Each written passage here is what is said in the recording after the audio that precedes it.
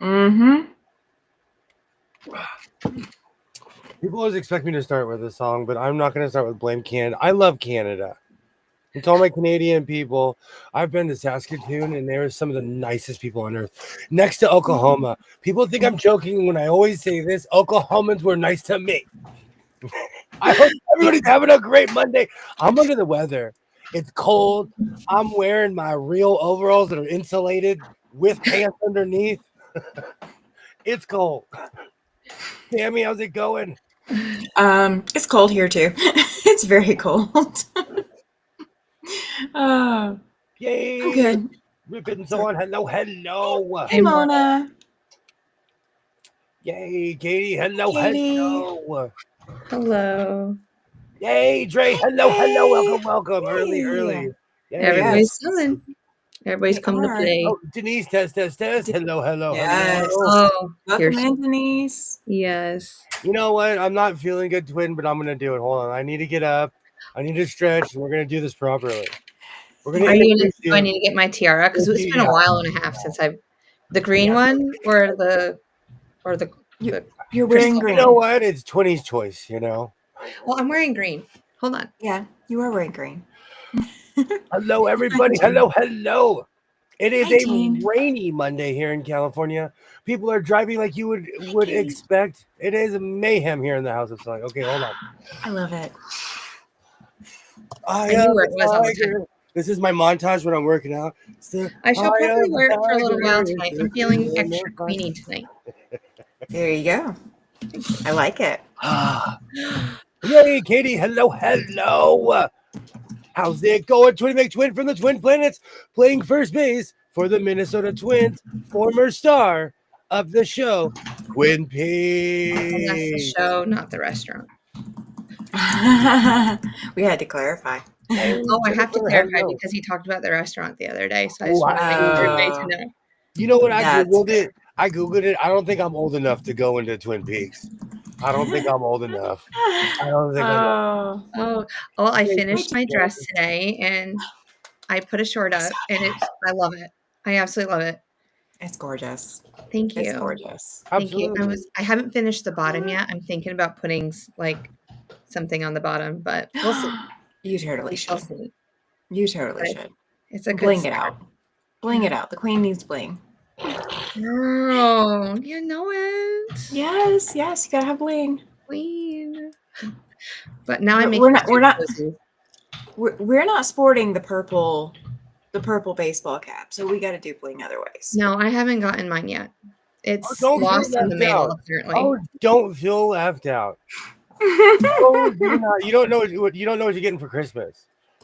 And everybody's getting some of that fabric. I have the Jesus fabric. Yeah, I'm coming to get some Jesus fabric. Oh my gosh. Yeah, I don't know what I'm going to make with it yet. You know, I didn't realize what was it, 32 yards? Yeah, something like that. And it's always, he was like, oh, I'll send it to you for like it was like 15 or 20 bucks. But he's like, that's crazy. He's like, you have to take all 32 yards. And I was like, sure. As I'm walking away, I'm like, this is a lot of fabric. And he's laughing. I totally need to take him, garage sailing with me. He's like the perfect the perfect bargainer person. Oh, I do. I'll haggle. I watched it in action. He can do it. He's a haggler. Oh, I bet. Oh, I haggle. See, I don't do it. I was just like, what's the price? Okay, thanks. Here I am. When I was a little kid, we used to go to Mexico every summer, and I would watch everybody, and it was weird to me that you could negotiate the price. So I learned the art at a very young age. Young age. I'll haggle to a point, but when somebody gives me, kind of their firm voice, like their firm tone or whatever, then I'm just like, that wasn't low enough. Bye. And I just turn around and walk off. And sometimes they'll chase after me, but I don't haggle a lot. I make an offer, and then if they don't like it, then I'm leaving it. Oh, Denise has not seen the Jesus fabric. Tammy, I have seen two adults argue in Spanish for a week over leather cases. I'm not surprised. I am not surprised. I learned from the best. I watched a man fake cry at a Honda. I work for a nonprofit, and so we do get certain discounts when we buy vehicles and stuff. But I witnessed a purchaser cry. That man deserves an Oscar that day. He said, "We're just a humble nonprofit," and he little tear ran down his eye. Like I learned from professionals. Oh, that's funny. I am yet again trying to figure out what I'm gonna work on, but we're at this precipice all the time. I say, "Oh, I don't know what I'm gonna work on," and then tomorrow night I'm gonna be doing this in front of my house. You know you will. Well, you always come up with something, and it's I think, and this is just me being theology for the moment. You take the whole life to figure out how to settle your brain on what project you want to do, so that way, as soon as you get off the live, it takes you like 10 minutes to do it. Depending on what it is, yeah. Jackets are more detailed, like pants. Yeah. I'm not kidding you. When I'm sitting here by myself, I could make with pockets, zippers, and everything. I could make 15 pairs of pants in 20. If you gave me 10 hours, I would wow you. Mm-hmm. But that's uninterrupted. I have a kid. I don't live that life. Yeah. Oh.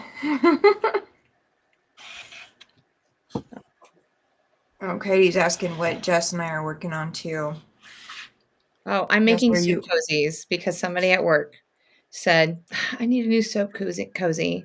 Jess, I know that you sew. Do you think you could make me one? I was like, of course I can make one. And I love her so much that I would do it for her. Oh, you're so nice. And I am working on the echoes pattern that I was working on last night. I'm just trying to get that next block done. Yeah. So I've been trimming, but I was traveling all day, so I did 8.5, 9 hours of travel, and then turned around and did this. Oh, it's been a day. I was up, except for the 2-hour nap that I just had. I've been up since 2 a.m. and it is now 9 p.m. my time. Oh, wow. Well, that doesn't say much. I'm pretty much the same way some days. So it has been a day. We'll just say that. Yeah, you are more of a morning bird than I am. I am definitely not a morning person. Morning and late night owl. I don't know how I do it. Someday it'll catch up to me. I don't know that anybody knows how you do it. You're literally just gonna go boop. Yeah. And she's y'all cry. We're gonna have to send the bat signal in the air with the Oscar Mayer Wienermobile drone. Oh no, not the Oscar Mayer. We gotta send that one up. Can't leave that one out. Just cannot leave it out. You two pushed a few shorts to me today where young males turn quilts into wearable garments. Oh, that's very cool. That's amazing. I'm doing that. I have it all cut out just right over here. I have one that I'm going to be working on.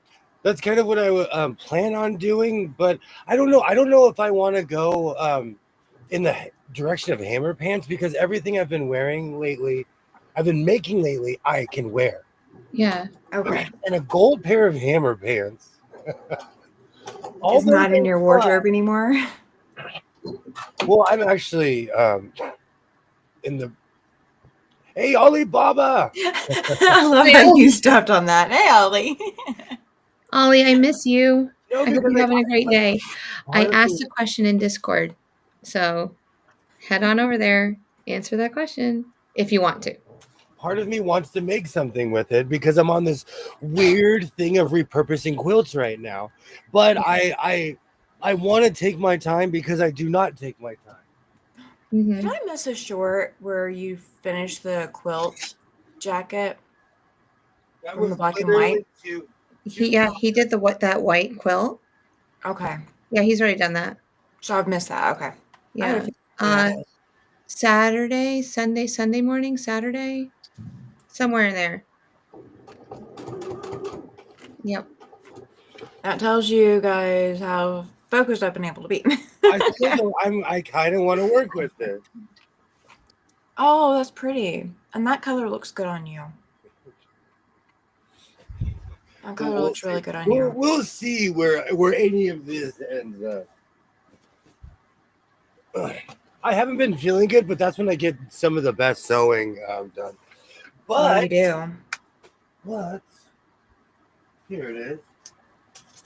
Oh, let me get the cheap one. Oh, here it is.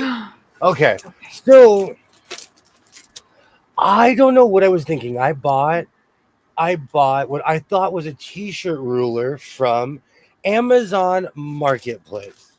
Okay. Which is a separate entity than Prime or anything. Like when you purchase stuff on it, it's separate.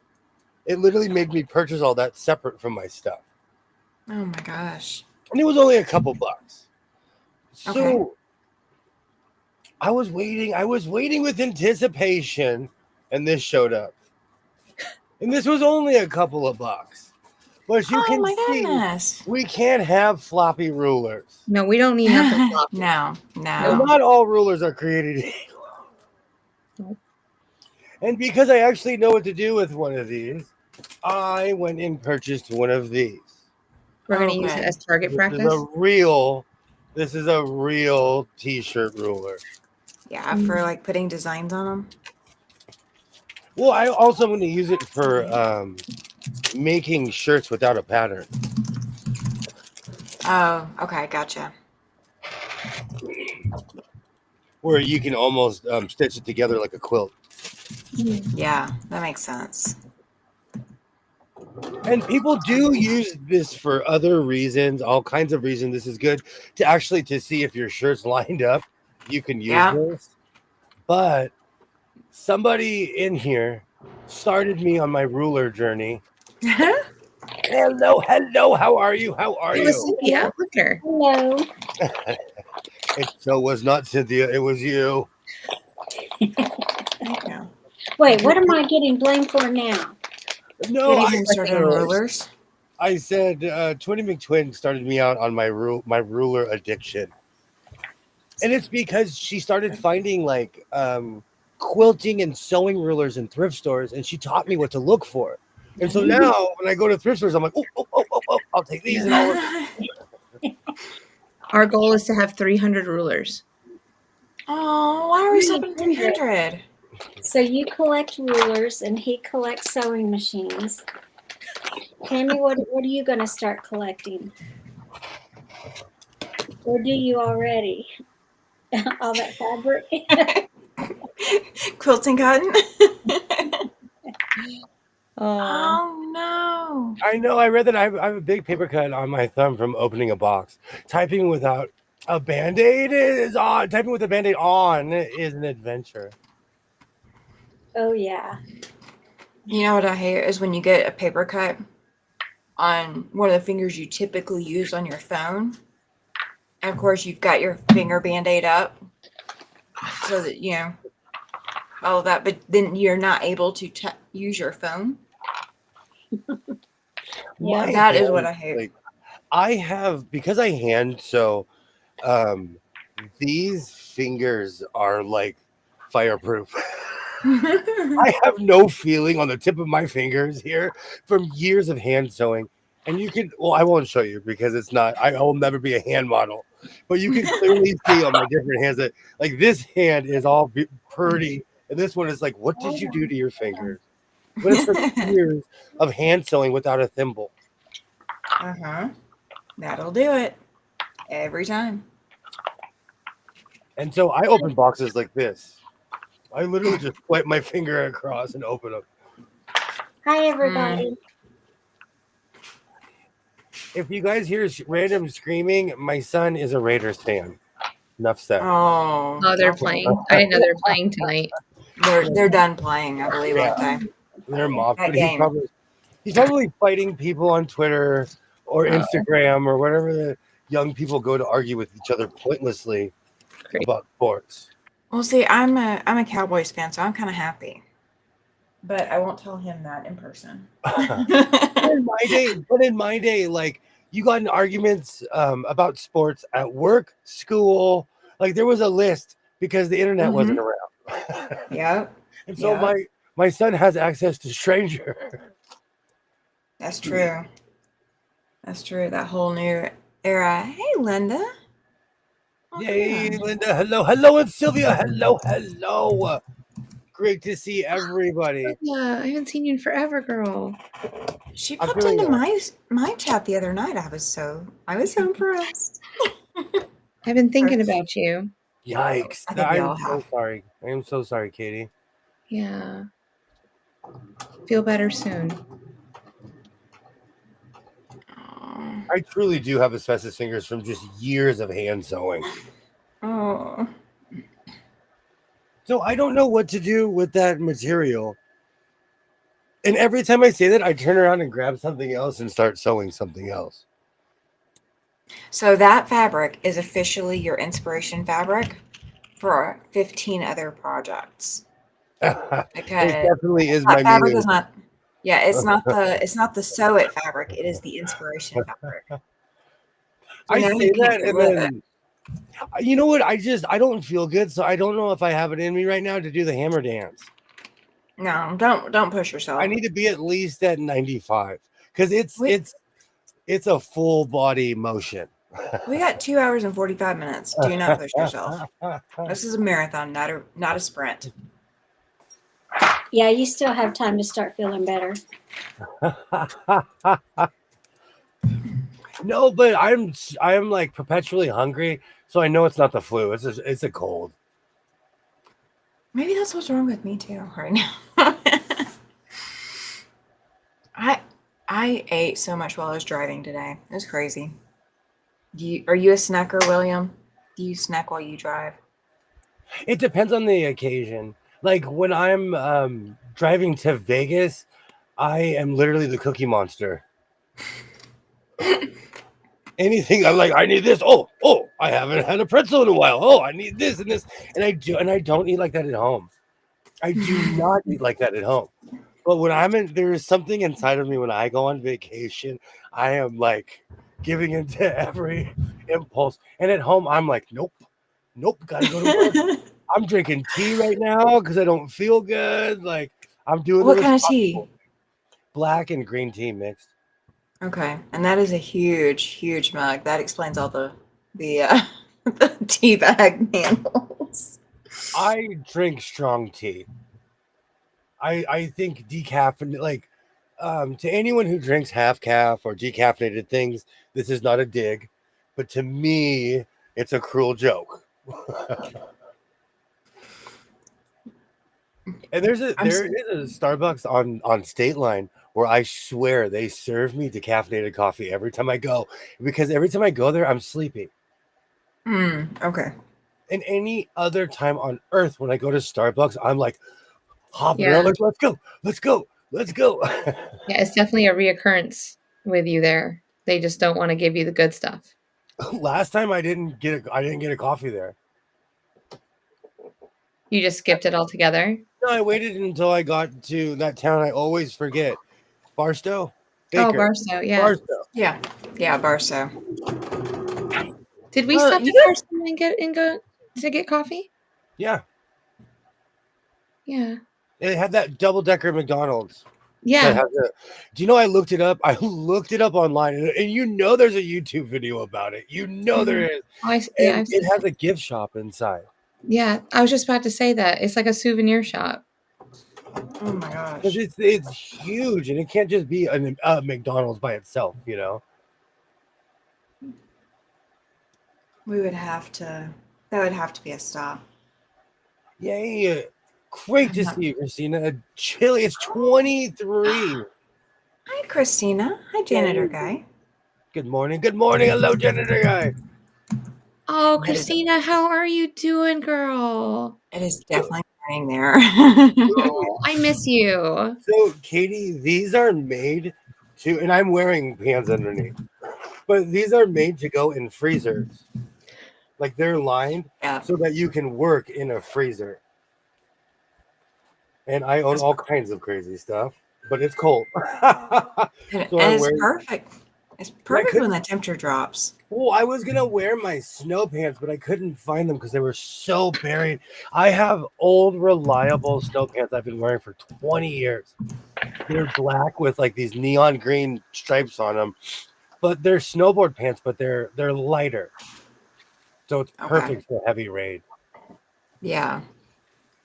I was going to ask, are you getting snow with the rain too?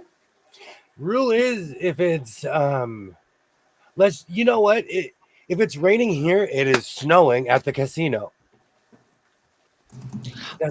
That's really gonna mess up the spa. On the mountain. Yeah. On tone. Well, they're at the bottom of the hill. On the grapevine, if it snows anywhere, if it's raining in LA, it is snowing on the grapevine.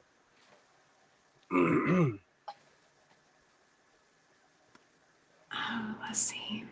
So I saw all these glorious pictures of the opening of the casino, and now they're gonna have the most un-California thing that people think of: snow. Great to see you. Oh, it is winter time. Do they not normally have snow there? No, it snows every time on the mountain. Every time it rains here, it snows up there. Oh, okay. When I was a kid, we would we'd go tubing. We would do all those East Coast things, but it's literally captured on like 3 or 4 mountains. So there's certain mountains that we go in California where it's snowing around here. Mm-hmm. That's what I miss. That's why I wanted to live in Colorado and didn't get to. Because of the weather? Did you No. like the snow? Oh yeah, I want to be in the mountains where there's snow. In fact, Jeff lived there for 2 years before he moved to Virginia a year ago, and we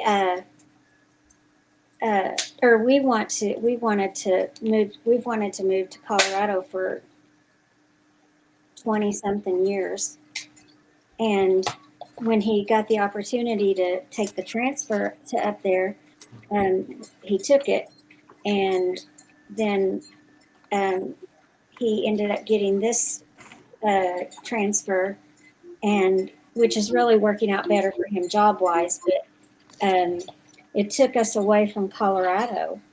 So now I'm back to dreaming again of living in Colorado.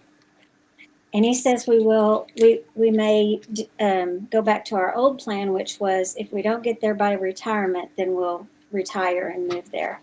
So I'll be here for about 10 to 12 or 15 years, he said. We'll be in Virginia. And then after that, I don't know if I'll stay in Virginia or if I'll move to Colorado. Yeah. In the Rockies. Living in Oregon. Top of the mountains and the peaks year round. Mm-hmm. When I lived in Oregon, it gave me this really like hobbity sense of where I want to live. I want to live somewhere where it's like Oregon, but it's hot and it doesn't exist. Yeah. Because where I lived, you could I would walk past the trash cans and I was out in the forest by myself. And as long as I remembered which direction I came from, I'd always make it back. But you don't get that here at all in any way, shape, or form. And Denise, I tied a rope. I tied a rope around my pants and hoped for the best. We're facing yet another strong wind event. It started yesterday. Oh, okay. I'm gonna ask it, but I'm gonna mute myself because it has a tendency to dox me. But we're gonna find out for Alibaba what my temperature is right now. I'm gonna say it's 53. I have not looked. It's 52 degrees Fahrenheit. Look at me. Close. Because he's wearing what he's wearing. Like it's be cold. Winter is here. That is my high tomorrow. Like my high is like 3 degrees above that tomorrow. I'm dressed like I'm in a freezer. Like I'm pulling pallets out of a freezer on a forklift. What's really funny is especially you can tell the out-of-towners or the people that just moved here. because it'll be these temperatures. I mean, it was like 40s today. That was the high today, somewhere in the upper 40s. And you go to Walmart, and there will still be people in t-shirt and shorts because they grew up here. And then there's people in like hoodies and sweatpants. They're the ones that are maybe okay. Then we have the ones that are bundled up completely in like coats and with their hoods up and all of that. You know that those are the newbies. Portland prides itself by you can always tell a local because they don't rock umbrellas and they'll wear shorts when it's raining. Mm-hmm. Because it rains there every day. Yeah, there's no sense in wearing short or using umbrella when you're just going to get wet every day. I always thought that was interesting. Let me tell you, as a Californian, my umbrella was so big you could see it from the space station. And I would get those long ones where it would like almost come down, where I would have to like walk like Victorian era just to see out of it. Oh no. If I moved to that wet of a climate, I would have a raincoat in like 5 different colors so that I could just choose which outfit I was wearing that day based off of what color raincoat I felt like wearing and just go like with that because I'd be constantly in a raincoat. Yeah. But I ain't doing that. I still have my black Columbia jacket I used to wear. I still have it. Gosh, that thing is 27 years old. Oh my gosh. Columbia makes, at least back then, I can't speak for now, but they made quality products. My Columbia jacket's quality, and I just bought it like 3 years ago. That's awesome. I love my Columbia jacket. That's all I've ever worn since I was little. And they last forever. It was fun for me. It was one of those things where I had to buy the jacket there. Yeah. Mm-hmm. If anyone knows that nomenclature, like if you go to Alaska, you have to buy a jacket there. If you go to Denmark, you better buy a jacket there because it's rated for that area, Mm-hmm. Yeah, we visited Casper before we moved up here, and I bought a windproof coat while I was here. The only problem is because now it's bulky on me, like big and baggy on me, it doesn't do as good. So I'll have to buy a new coat in my current size. That or like tons of layers. because I'm like shaky in cold weather, I'm wearing layers right now. But these overalls do have me toasty. I'm really glad I found these and I bought these. I purchased these overalls at Fanny Thrift on the Nevada California border. And after I found these, I was looking for because there's another pair I have. So the great expedition is going to be on later this evening, when I go looking for all my winter clothes. It'll be winter for what, 2 weeks? That's the thing. I used to rotate my winter and summer clothes, but it's just long sleeves and short sleeves. That's truly what it is. And I forget how many black long sleeve shirts I have. Oh. I don't know. Part of me wants to make something with that yellow material, but we'll see what happens. You could line it with Jesus material. Well, with sometimes need to be lined. Yeah, quilts you don't have to line them because they're they're so thick and technically they're already lined. Well, you can make it for coming up here. Because you'll need an extra layer or two. Christina would like to know, have you moved already, Cynthia? Yes, I have. I'm in my new location, and my boxes, one of my pods came today. So now my house is, I have boxes everywhere that I need to start unpacking, and it just feels so cluttered and messy now. And my craft room, all of that came today. So I spent the last couple of hours trying to put together one of the shelves that I bought for in there. So I don't know when I get to start back up there on my crafting. I have a few things downstairs with me to work on while I'm on this live stream, and then I'll go back upstairs and continue assembling my craft room. Hey, Jan. Hello. Great to see you. And really quickly, Denise, this is hilarious. Rope. Yeah. You know what Mr. T says? Mr. T used to say, "Don't do dope, kids." Yep. Oh, you are hilarious, Denise. You are. You seem to come up with the good one-liners. No, I just hold it up with gumption. That's why I stand sideways. And I push my stomach out. I'm kidding. Oh my gosh. So, Depending on the weather. Oh, go ahead. When you go to get rid of your boxes, list them for sale. Okay. For a decent amount. And then somebody's going to underbid you. That's who needs to get your boxes. That's the way to get rid of them, because they're sure to come pick them up. Smart. Because they're like, yes, I got a really good deal, and they're selling them for cheaper than what they posted them for, and it's a sure way to get rid of them quickly instead of just listing them for free and hoping somebody shows up. I might do that. I was just going to throw them away. Or take them to recycle somewhere. Yeah, let somebody else recycle them. Do people pick stuff up around there? Like around here, you could leave a couch on the street, and more anything that's metal, you could leave it out and someone will pick it up. That was true. That happens around here too. We have crap. We have pickers too. Like, I'm not that kind of picker.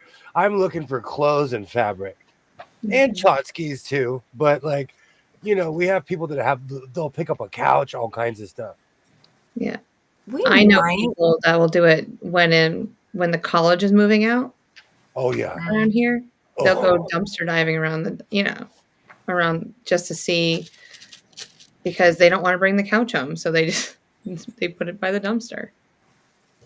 Well, I've got stuff listed on Facebook Marketplace, and some of the stuff that I was really shocked went. People were like, "I will be there in 5 minutes." Can I book a time for 5:30 tomorrow evening? Just ready to go. And then you list something for $5. I cannot tell you how many no-shows we had for a can opener I was selling for $5. We had people say, "Okay, we'll come pick it up," and not show up. Or, "Can you deliver?" And I'm like, "I'm not driving all the way across town and spending $20 to deliver a $5 item. It's not happening." Do you use the sheriff's office or the police station? Because that's what I used to do. Me too. We don't kind of have to, because it's a garage in the apartment complex. It doesn't give them any idea which apartment's ours. Okay, so that's what I was wondering. I was worried of your safety. Yeah. I don't know what I'm going to do here yet, but back in Oklahoma, I would use the convenience stores that had the safe, the ones that had a sign on it that said safe place or something like that, safe zone. Oh yeah. So I would always go meet at one of those busy convenience stores. Thank you, Jan. Thank you. I used to, I know this is a shocker, but I've actually sold quite a few sewing machines, and I would always meet at the police station.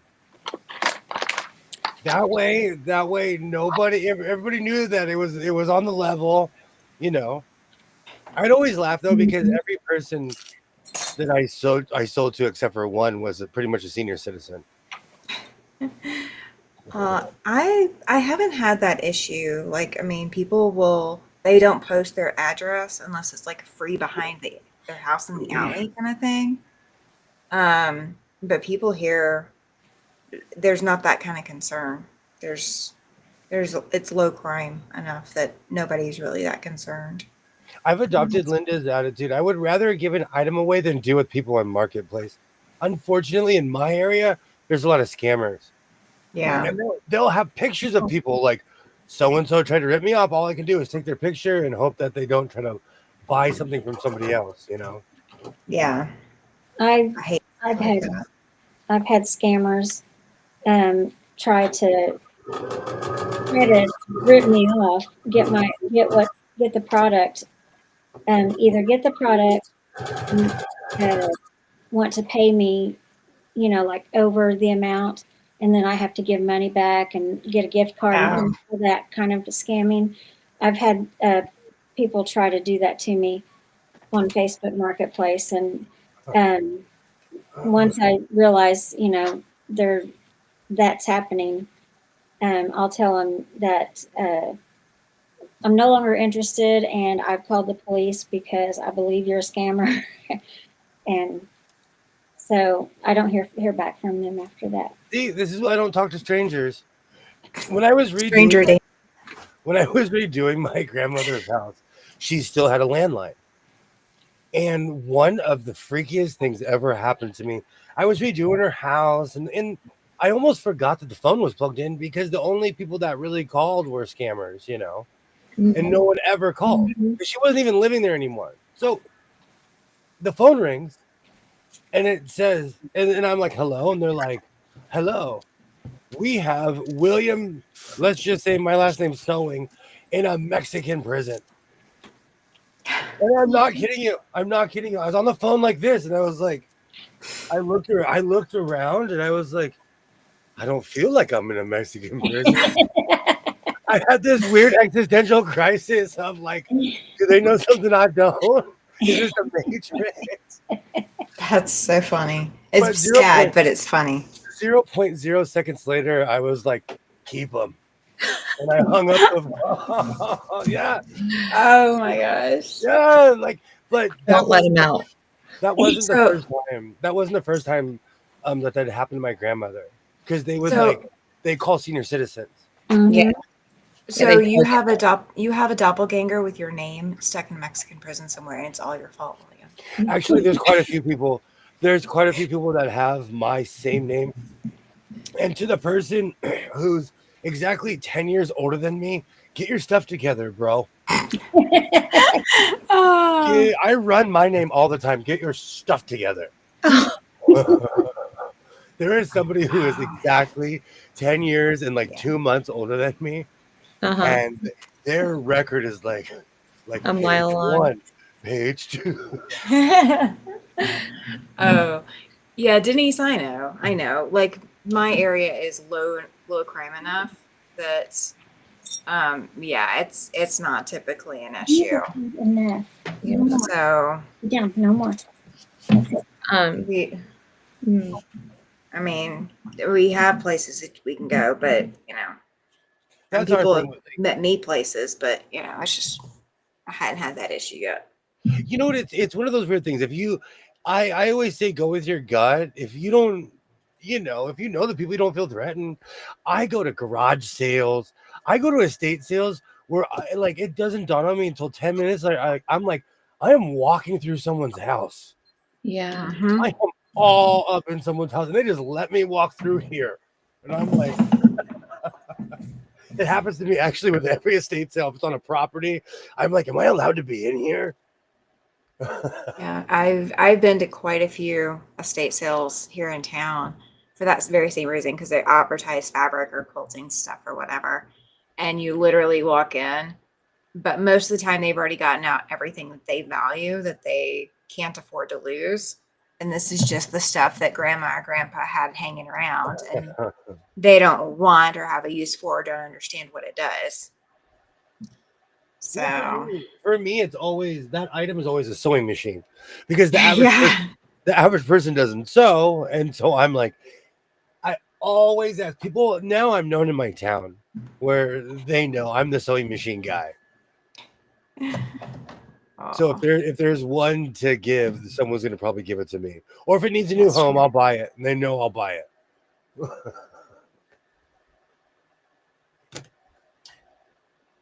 Speaking of which, I'm going to be doing a Kenmore video soon. I just have to dig that thing out. I feel bad. No, there's a table Kenmore that has vitamin water, Sam's Cola, and I think protein bars on it, and a stack of water next to it. That is not a sewing machine. That is an art piece. It's become another cabinet. It's become another cabinet. My grandmother used sewing machine tables as furniture. And I didn't realize it until I took all the stuff out of her house. Which, it's covered, but my flagship table, and I always had it in center, was for my entire life, I had this memory of this cabinet in my grandmother's house. She had a bunch of rooms in her house. And I'm not kidding you. When I moved everything off, there was a board on this table, and it was a sewing table with false cabinets on it. Because the whole front opens up. And I was raised properly, so I never went through the cabinets or pulled on the door. Oh my goodness. But she had quite a few sewing tables as furniture, and I didn't even realize it. Because she would like put something lace over it, and then put something else over it, and put a plant on it. Bam. You'd never notice. Yeah, I mean, it's more horizontal space for holding things. It's the bookshelf of the previous generation. Tournament twin, where should I go? Which direction? Orange tweed? I am the Bubba Gump of tweed. I'll go orange tweed, raspberry tweed, purple tweed. I like raspberry. Do you have anything that looks like Starry Night? Because that's what I just did. No, but if you give me a day, I'll go to Hobby Lobby and make it happen. I don't know if we have it at Hobby Lobby. We no longer have a selection here, so Hobby Lobby is the only place. Let's see. Well, I got it at Joann's when I made travel pillowcases for all of my students 4 years ago. And yeah, I was making soup cozies for my art teacher because she gave me a hint. Let's see. Well, we know we're going Tweety. No, I haven't decided yet because every time I go over there, part of me really wants to make this gold blanket pants. But first, I want to read what Ollie said. Sewing tables are strong. They make good tables. The thing I tell antique dealers that they have a treadle sitting around while it's to place items on top for the smaller items to sell fast. Do you have enough to make overalls with that quilt? I like that idea. Those would be comfy. Those would make me look like I would look like you rubbed on a lamp and I popped out. Well, we need 3 wishes from you. Ooh. See, but same with the hammer pants. I don't know. Part of me wants to make the hammer pants because they're happy, they're fun, and it's something I like doing. And quite honestly, I don't think people have seen my cheesy side lately because I'm sewing so much tweed and jackets. I think people forget I'm a giant cheese bag, and I love having fun. So my question is, how are we going to keep them on your butt? Because that's going to be heavy. And they're going to be. That is true. That's why I'm kind of. We'll see. Oh man. Like we're going to put like a black belt around you. But they lose. No, I can make belt loops. I'm capable. I just don't do it. I'm capable of. Oh, well, I have no doubt you can. But I was just saying, like, would you put a black belt around it or like a purple belt? Whenever I like something like that, really awesome together. Well, then we're creeping into Lakers territory. Oh, okay. All right. I guess I have more than enough to make pants. You do. Part of me really wants to make hammer pants, and hammer pants have to be extravagant because I've made a bunch of thin pants. Hammer pants, by nature, by law, they have to be insane. Can we see Hammer for a second? What's that? Hammer needs to be in on this conversation. Is he right there? Hold on, I gotta dust it. The hammer needs to be dusted off. I'm thinking. I feel that he's agreeing. Like I can feel the vibe. Cynthia's shaking her head. Yes. Yeah, I saw it. Yeah, and Tammy's saying yes. So we have 3 of the 4 screens. Three votes. Yeah. 2. Even if you say no, you have been outvoted. To quit. Too legit to quit. Oh, Denise said, why don't you put elastic in your pants? I have to check to see. I used to, but then I found out why you shouldn't use old elastic. Yeah. Oh. Because it all slowly rotted out when I would wash my pants, or if I used them. Because I found rolls and miles of elastic, which I still don't know why people were buying that around here, but that's a different story for a different day. And I used really old elastic, and it all kind of it became a debacle. So I need new elastic, basically. I'm thinking you should use Grandpa's suspenders. Oh, they are within. Oh my gosh, that would be so perfect. No, but Hammer. Do you remember Hammer didn't wear it. No, he did. No, he did. Oh, but do you remember what I told you last night about like how no one looks like how they did when they were in their 20s? Yeah. You get Hammer right now. He works out every day. He still doesn't look like how he did when he was in his 20s. So with overalls, it would expose my turkey legs. If I had suspenders. I have no comment. This Hey, is Hammer. Sir Hammer. I bought him at the Antique Mall in Las Vegas. And the sad thing is, I should have got one when I was a kid, but I did not. He came with the pants. Yeah. Hammer's agreeing on the gold pants. Let's go ahead and pull it out. Too legit to go. Oh, no, that's supposed to be in my head all night. But you're gonna have to not wear you can't wear your boots and do the hammer dance. I'm sorry. No. My gold shoes. My gold shoes are around here somewhere. Oh, are we really gonna do this? Yes, we are. Go get your black table. No, I have room in here for the other one. I just have to clean up a little bit. Okay. I Even definitely Kitty need the says, inspiration. "Come on, you're not going to kill me today." Yeah. I need the inspiration because I need to get back to my quilt coat. I kind of stalled after I bought the wrong size, and I haven't, like, I've got the pattern in the correct size, and I haven't cut any of it out yet to test to make sure. And then I've got to do all the piecing and the quilting and all of that before I can even cut it again. So yes, I need the inspiration. Come on. I gotta find my gold Nikes, but they won't go. They will not go with that because my gold Nikes are gold. They're like reflective, like Midas touch gold. Yeah, it's a Do you have? What about your purple ones? Midas touch. Everything I touch. Your teal ones would go with your purple. See, look, purple Arizona, teal. Your teal shoes, gold pants. Those are my original Vegas shoes. Those are retired. Oh, okay. Those teal shoes. If I bust a left, the bottom might come off. I need to get some shoe glue. Okay. No, I purchased those shoes 20. You're gonna make me feel old. Like 21 years ago. Oh my word. You're in your 20s. Go figure. And the only reason they got preserved is because I mailed them to my parents' house and they literally put them in a box. Well, I don't know what else you wear. So 21 years ago, I was in Alaska in college. All I know is boots. That's all I've ever seen are your boots in the wild. That's all I bring with me in the wild. But to be fair, for people who wear boots, my boots to me are more comfortable than wearing a pair of Nikes. Mm-hmm. Yeah. But, it's all subjective.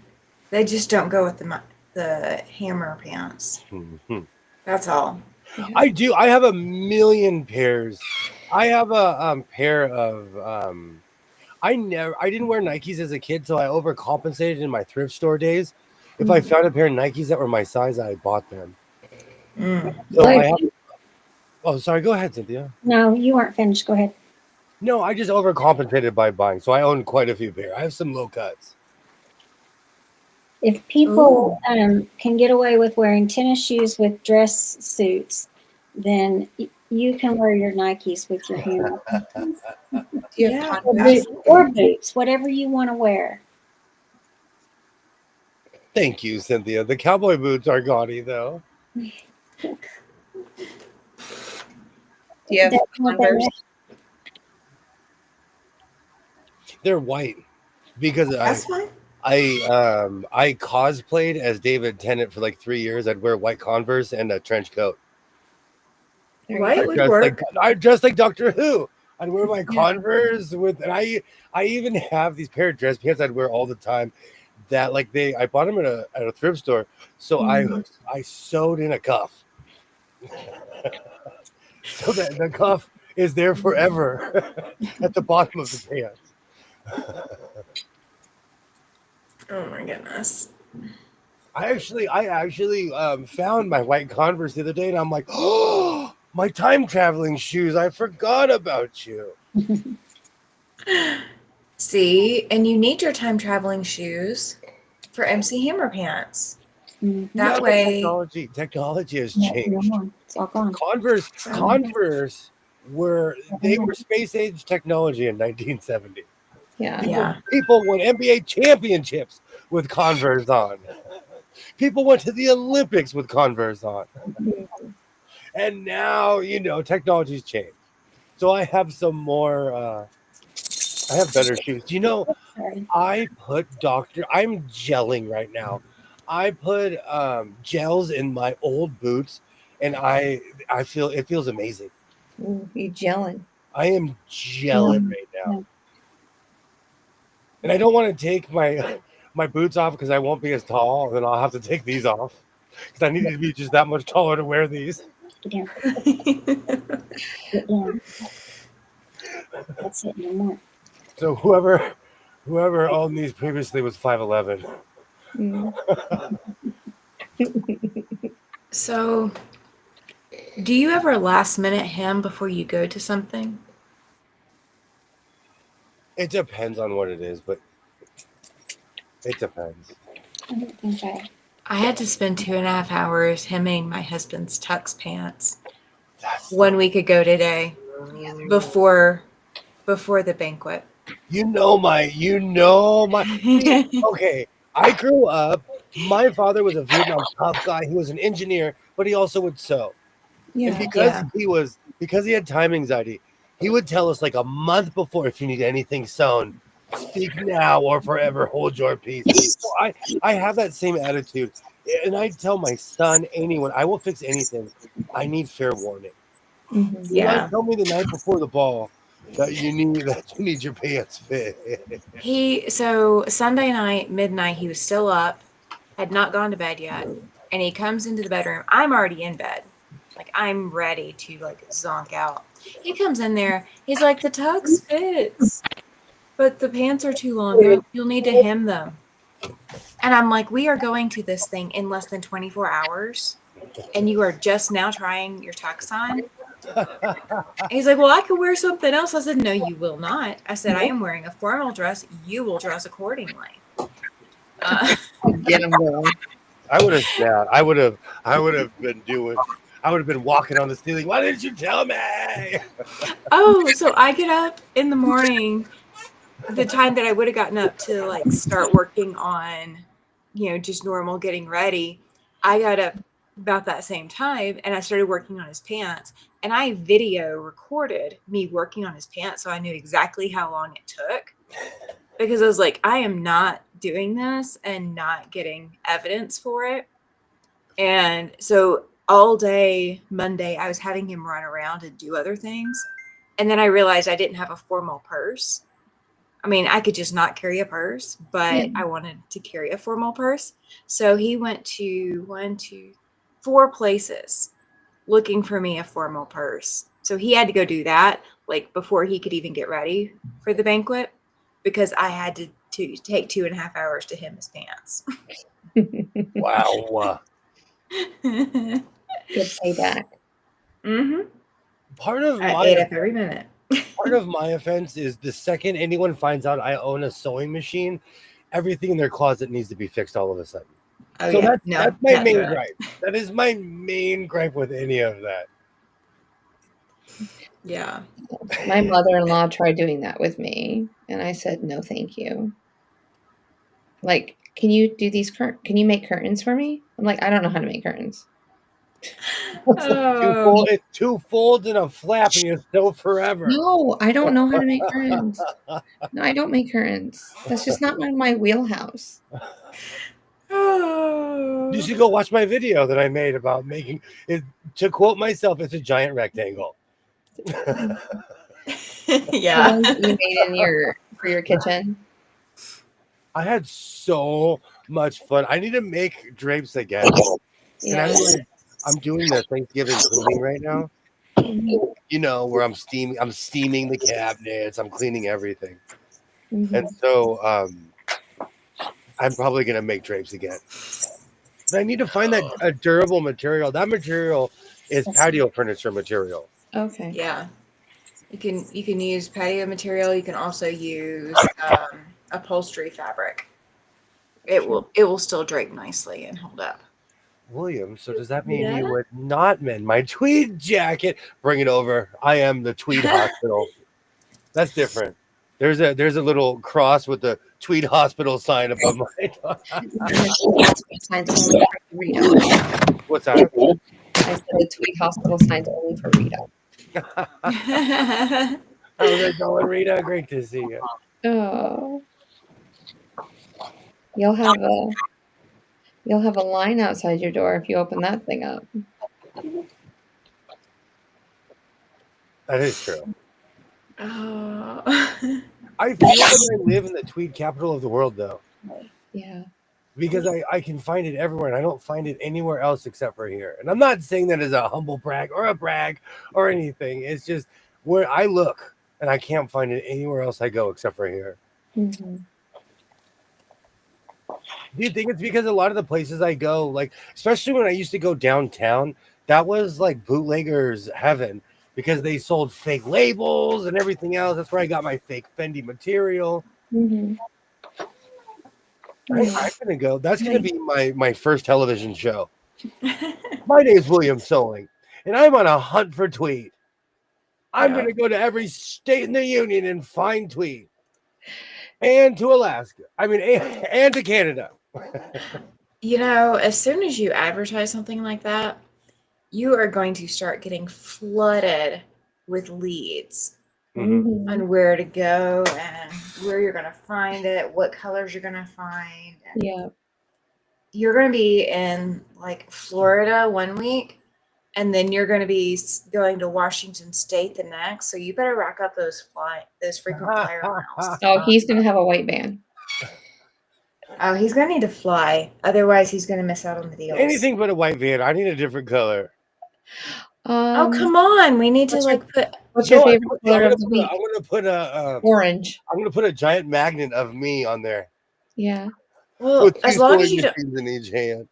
As long as you don't put like a kids like balloon clown something or other advertising that you're doing that kind of business. Yeah. And then you randomly show up places because that gets creepy real fast. That's so cliche. I'm thinking Oscar Mayer Wiener dog mobile that opens up from the back, has like a little sidecar so he can go and drive up to the house, get his stuff, drive it back in.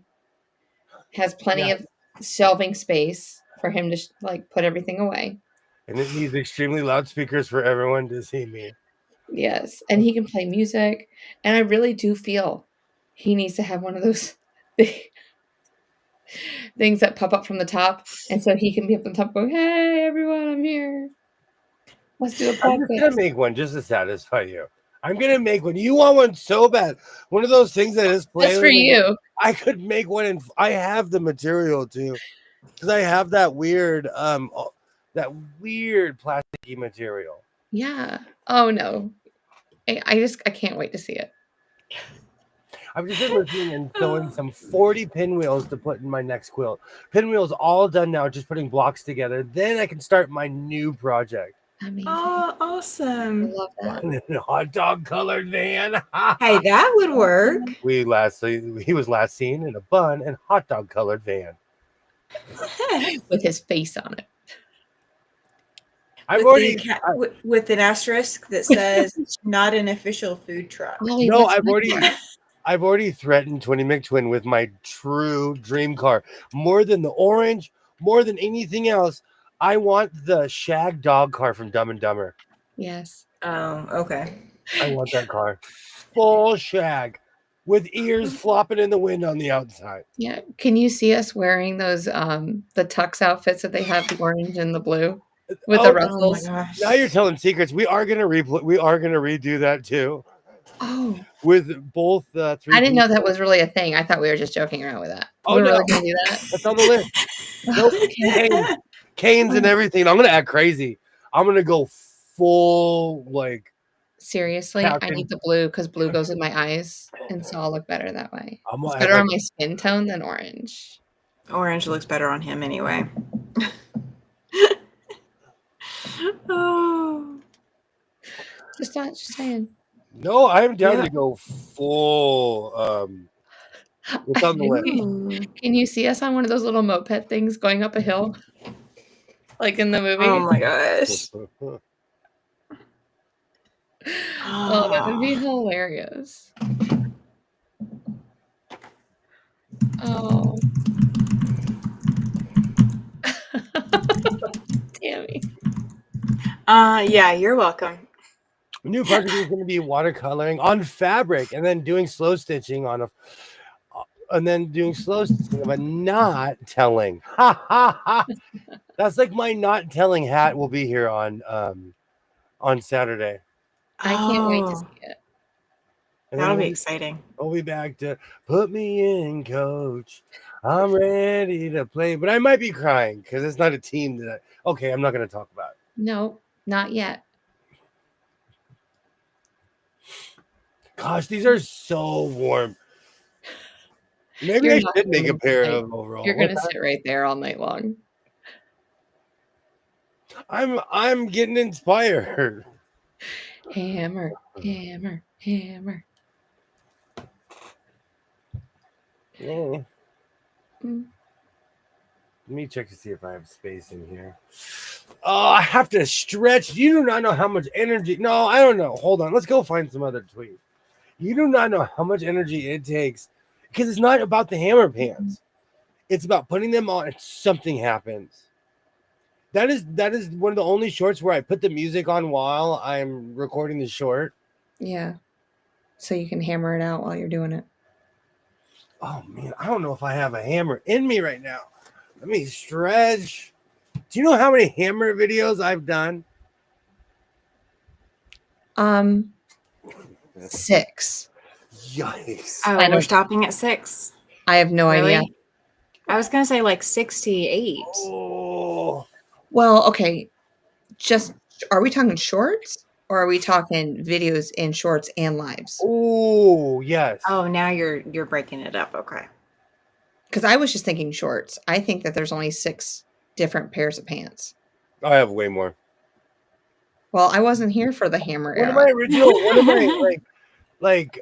I stopped about 4 years ago. I stopped on my 3rd hammer pants video, and then I started making shorts, and that's when the explosion of hammer pants came. See, I missed all the fun stuff. Yeah, you did. I'm not saying your jackets So did and I. stuff aren't fun, but sometimes I just there's other things that I know that we've talked about, and I never got to witness that stuff. I still make it. I'm telling you, I've made over like 20 vests this year. Yeah. It's You just, made a lot of people care more. People care more about the jackets. No one watches my stuff. No one cared until I put the suit on. No one cared, to quote Batman. People, that's what people watch, so I give it to them. Okay, I want to see tux then, because that's what Batman would have wore. We totally need to have a vintage William month. So like all month long, you are going through all the old things that you used to do, like bringing them back and refreshing them. Just pick a month and then I'll tell you why. I would need an assistant for that. Do you know how many coats I've made? Do you know how many coats I need that just need some trim or line a hug, some dusting off? That's okay. I need a staff. I would need interns, and I'll get right on it. I would need a whole staff for that one. Well, so what we can do then today. What we can do then is that you pull something out that is vintage and just go for as long as you can through that month, just going back through something vintage. Do you know vintage what it is? Also, I respect my audience. Some of my vests and things, they say things that are not necessarily the most becoming, but I still have an angsty 14-year-old inside of me. So I like edgy clothing. Yeah. So the things that we can't show, we need to get you like a patch cover that looks like the little pixelated things that they put over people's faces when they're like being interviewed on the crime shows and they can't show their faces because they're in witness protection or whatever.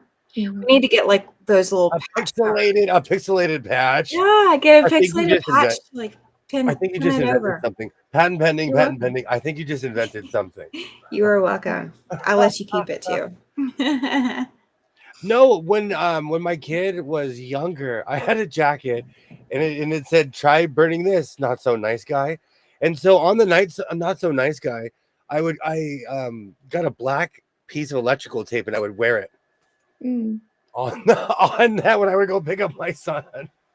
Because one day I looked down, I'm like, oh no, I took my jacket off. I was like, you can't wear filthy word jerks at elementary school. So I took my jacket off.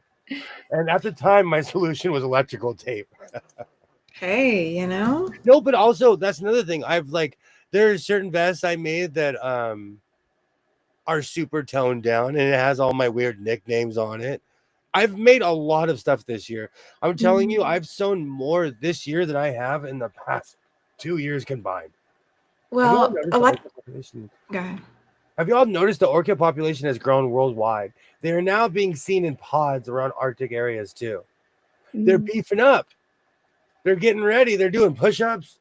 I picture orcas lifting 50-pound weights, smoking cigarettes, wearing.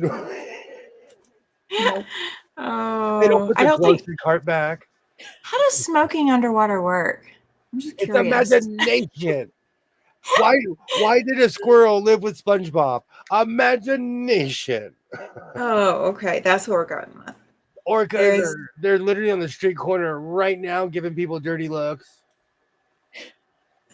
Standing at the top of the stairs staring at you as you're going in your apartment. There is a PBS or not PBS. Maybe it is PBS. It's over the radio, but it wasn't NPR, but it was like the public broadcasting. And they did an interview, and there's University of Wyoming people that partnered with University of Florida people to study the dolphins that were washing up on the beaches with the cyanobacteria in the water. And apparently it's causing Alzheimer's in the dolphins. And I was fine. I was listening to it. I was absorbing the information.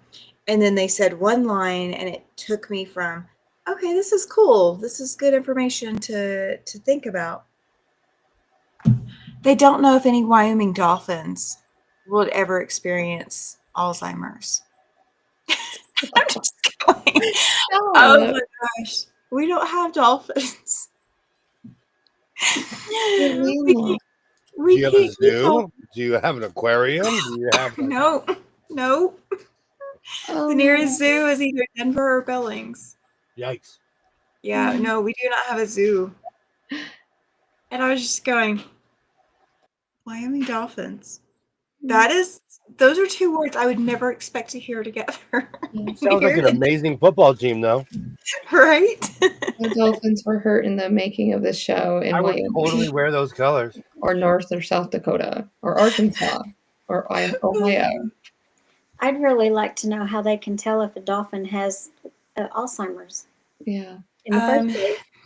So they're equating the dolphins washing up on the beach to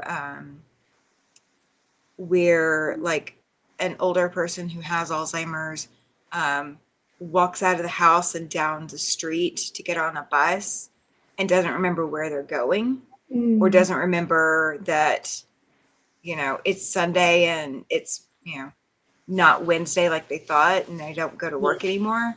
Like it's that kind of level of forgetfulness that they're equating it to. And they did some brain scans or such, and it was showing similar activity to an Alzheimer's patient. Interesting. It was crazy weird. Things you learn when you're on the road. But you don't have to worry about the Wyoming dolphins. They won't get it. I don't think so. Nope. The Wyoming dolphins sound like they don't signal when they drive. It is actually not required to signal. We're not required to signal if we're turning right. Hi, Kathy. Hey, Kathy. Oh, that would drive me mentally insane. I would have to be driving with a straitjacket on it. Ollie might have dolphins in Ontario. You might want to ask him. Yeah. I think he'd be more likely than Wyoming. I don't believe it. Not the pods that wash up. A lot of the time it's because of pollution in the ocean. That's why they're washing up. Yeah. Because they can't breathe. Once all that pollution gets in the water, there's not enough oxygen left. It's really sad. How's it going, Kathy? How's your night going? Hello. This is what's left of the Halloween candy. And yes, this is all the stuff no one in my house will eat. Oh, I want the cookie bars. Those are my favorite. The cookies and cream, yes, save those. Save those. Well, Jess and I will fight over them. Absolutely. I'll see you in January. Yes. It'll be so good. I'll take the milk duds. You know what's funny? They're next. I strategically start picking through, because I'll tolerate milk duds. They remind me of the good old days when we used to go to the movies. I love milk duds. That's what out of the candy that I bought for Halloween, I took those out. This year, I bought all this chocolate. I don't know what I was thinking, but one of the bags I got had a bunch of Mr. Good bars. And it was north and south in my house. Me and my son were sitting there, just picking out of the bowl, trying to not make sure the other one did not get Mr. Good bars. How funny. Where is it, Rita? I can get her link to pop up. I have no dolphins here, beluga in the St. Lawrence. Interesting. I've seen so many barges go down the St. Lawrence River because my grandma used to live in Ogdensburg, so it was right on the river. You never know; they might travel up the river one day. I'm okay. You'd have a better chance than me. I'm having a hammer pants dilemma. Let me go see if I can find an old pair of hammer pants. So I can use them as a template. Oh, good timing. Denise just said Snoop Dogg and Neil Saran. We're just doing hammer time on The Voice right now to You Can't Touch This. Can't touch this. Da, da, da, da. Which coincidentally is the greatest song of all time. Just as you're about to go get your hammer stuff. That'll end up on YouTube. Hopefully tomorrow we can all watch it. Tomorrow. That'd be how I'd have to watch it too. Oh. I might have 6 blocks done by tonight. What are you making? What kind of blocks? This is the Echoes pattern, and it blocks like this. Oh, that's pretty. Oh yeah. I like the rectangles. Yeah. Yeah, so everything in there I'm having to trim to the right size. And I've got everything else trimmed for this one block. I've got to do 6 of them, except the hourglasses. That's what I've been making. Because I like to get them in the right order. So this is 3 out of 8, I think, that I have to make. 8 colorways. So yeah, it's going to take a minute. I got to start working on my 12 Days of Christmas videos because my mom's already ahead of me. She's making 3 of each block, and she's made 2 blocks already. So I'm like, oh no, I haven't even started. I got sent a new Christmas quilt or piece along that's going to be foundation paper piecing, and I totally shouldn't have agreed to possibly download it, but I am hooked. And so we're going to see how much energy I have. Yeah. I've got 250 stars to make by the end of the month because I need time to put it together and quilt. Yeah. And I've got to get started on my quilt coat, and I've got to finish testing my pattern. Yeah, my block is completely full. I do, yeah. Mm-hmm. So, Cynthia, what are you working on tonight? Well, I was working on the dog toy that I started the other night. Yeah. I was trying to add more strings to it, and I'd really like to fill up the whole thing, but that's all I've got done so far in between. that's a good start. Trying to get other things done. And so I'm working on this off and on tonight because the tying starts to make my hand hurt.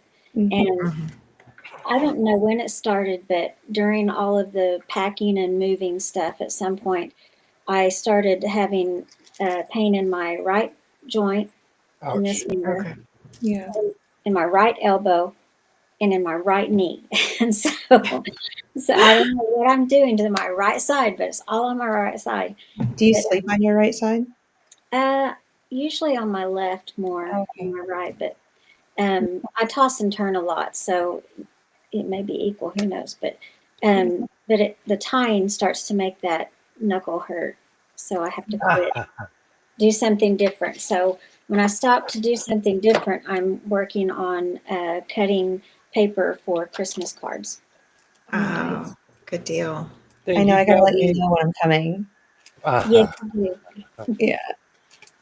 It's cold. It's cold here. It's cold here, Kathy. So I'm wearing my overalls. I couldn't find my Jankos. I couldn't find my hammer pants, but I found more Jankos. Hammer pants it's actually just a giant triangle, so it's not even like it's complicated to make. You just taper in the leg as you go. Oh. Yeah. I don't know anything about them. All I know is they're puffy. Yeah, hammer pants are easy, but they're... I have no idea. Right? Takes some skill. I don't make pants. It's okay. I don't like pants. You don't have to make pants. I know. Unless you're going to make pants to gift them. Oh. I think I would ruin it. Nah. Just use a pattern. You'll be good. Call me if you have issues. Oh no, Kathy says it hit the 80s today. I'm not jealous. Right. Yes, I know. I am not built for the cold. I'm a desert dweller. It's in the 50s, so I'm layered. Watch out, it might snow tonight. Oh, we are supposed to be getting snow soon. You are? Yeah. Yeah. I can't wait. I'm ready for it. My son is asking me crazy questions that he heard on the internet. So I'm answering him like an adult would. Yeah. No, because he always comes to me with these weird ultimatum, like, what if this, or if you were hanging off a train, and I'm like, my answer is always, well, don't put yourself in that situation. And you shouldn't hang out with people that would ever put you in that situation, or be around people that are affiliated with anything that's even in that realm, and you won't have no problem. I hear you, Kathy. I can handle the cold down to 40 degrees outside. My heat doesn't come on until then. I'm not a fan of the cold. I'm just not. I thought I was. I told you my dream was to live in Alaska, and then I went there, and nope. I lasted 4 years in Oregon, which was my compromise. If I'm hanging off a train, you better find out what drugs I'm on. I'm telling you, like, I come with these practical answers. And he's like, that's not one of the options. Not today. I'm trying to teach him that life is nothing but gray. You know? Yeah. Oh. I mean, there's certain things that are cut and dry, but there's a lot of gray in the world. There is. Own interpretation of things. It's hard. Anything cut and dry. Ollie, oh Wait, my gosh. if it gets any colder there, the earth will shrink and shatter, making the state split into the ocean. Hey, I'm on the hard side of the plate. I'll have beachfront property. Everyone thinks it's Arizona. I am literally on the hard side of the San Andreas fault. Everything will fall beneath me. You'll need guardrails. Yeah. That would be eerie to wake up and hear the ocean. That would be eerie. I've actually lived on the ocean, though. I kind of miss that. It's calming. The rain in California, has that affected you, William? More emotionally, because of driving is hard enough. And I say this, no one that like every other person that lives here is not from here, and most of y'all come from cold weather cities. So I don't even want to hear when people are like, oh, like Californians can't drive in the rain. Every other Californian is from Minnesota, Pennsylvania, New York. Oh, they can't drive in the rain either. They can't drive in the rain either. But the thing is, like, once you move out of your state for a few years, you acclimate to the new state. So it's not like you forgot it, but you kind of lose your skills, let's just say. Yeah. So, like, it's just people are driving crazy. And someone rolled their window down at me today, and they were like, roll your window down. And I was like, I can't hear you. And they're like, blah, blah, blah. And like, it made them more insane. Like, people have lost their marbles. And it's more than just the rain, but it exacerbates the insanity of that people already have here. Oh. So people here can't drive in the rain, but they can drive in the snow like it's nothing. It's crazy. It's hilarious. We don't see enough rain. Kathy says it don't matter. Rain, snow, sleet, ice, or even perfect roads. No one can drive. She's not joking. I'm going the speed limit, and people are smashing past me in the rain. And in my Flex, the Flex is not made for rain. It hydroplanes. Oh, you just need to get new tires, William. I have new tires. You didn't get the right kind of tires for handling rain. You didn't get the rain tires. It wobble. My wobbly thing comes on, the indicator. Oh, that's because you're hydroplaning, because you didn't get tires that have a deep enough well to handle the rain. So I'm driving low and slow. Yes. And people, and I'm going the speed limit. Like, it's not that I'm driving. I'm not driving under the speed limit, because that's my pet peeve. But people were smashing past me, and somebody hydroplaned, swerved, and then gave me a dirty look. And I'm like, as I slowly came up to the light. Like, you can't blame me. Don't blame the turtle, Mr. Hare. Do not blame the tortoise. Well, and then you say that the roads are being rebuilt because they're not like the best either. So I bet they have so many grooves in them from people traveling that it just collects water inside of them, and that's dangerous in itself. We have two roads. We have two styles of road. Brand new, or was it the big deal when they built the roads after World War II? It's either FDR or it's either FDR era or brand new. We have no in between. Our roads are either black or gray. Like, they're so old, they're gray. Well, you guys also don't even have gutters. Like, you don't have proper gutters that can handle the rain because your ground doesn't soak it up fast enough, because you don't get enough of it. It never rains here. So when it does, like, it never. We literally would go like a year without rain. It skips seasons, you know. But we're not water people. They're not waterproof. That's what he's. No, but I think because of YouTube. I think because of YouTube and that guy who cleans drains, which is oddly satisfying. I love that guy's channel. There's a guy who goes around cleaning storm drains on the East Coast somewhere. Okay. And then he'll like rotor it out, and then all of a sudden, all this water will come swooshing through because he figured out what the problem was. Because usually it's just a blocked drain, you know.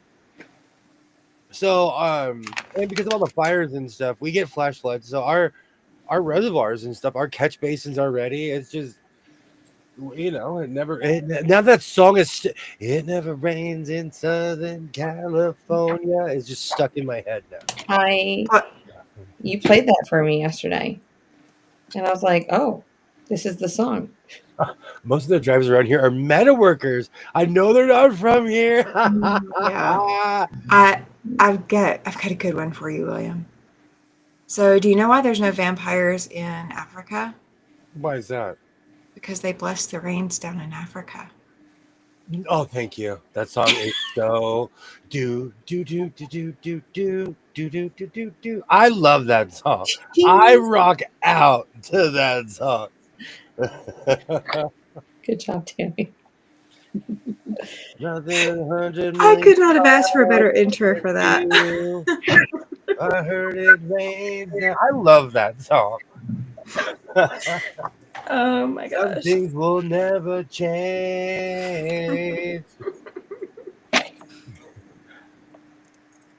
The lady on the bottom right, she has big glasses. Whoa! Oh, that didn't show up on YouTube. It just showed up in our thing. Oh, hi, Pamela. And one of Kathy's comments didn't show up on YouTube either. Interesting. Yeah. Are you just seeing the top comments, or is it showing all the comments on YouTube? Good question. Let me see.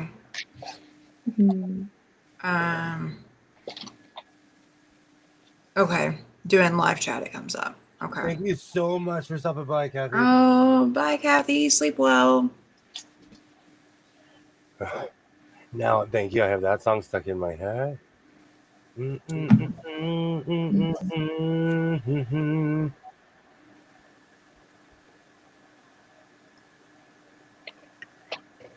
Yeah, so basically it's terrible. I want the rain to go away. It's awful. It's a mess. People can't handle it. And I even wore my glasses when I was driving this evening. Yay, Pamela. Hello, Pamela Maltese. You know, but I live where there's perpetual sunshine.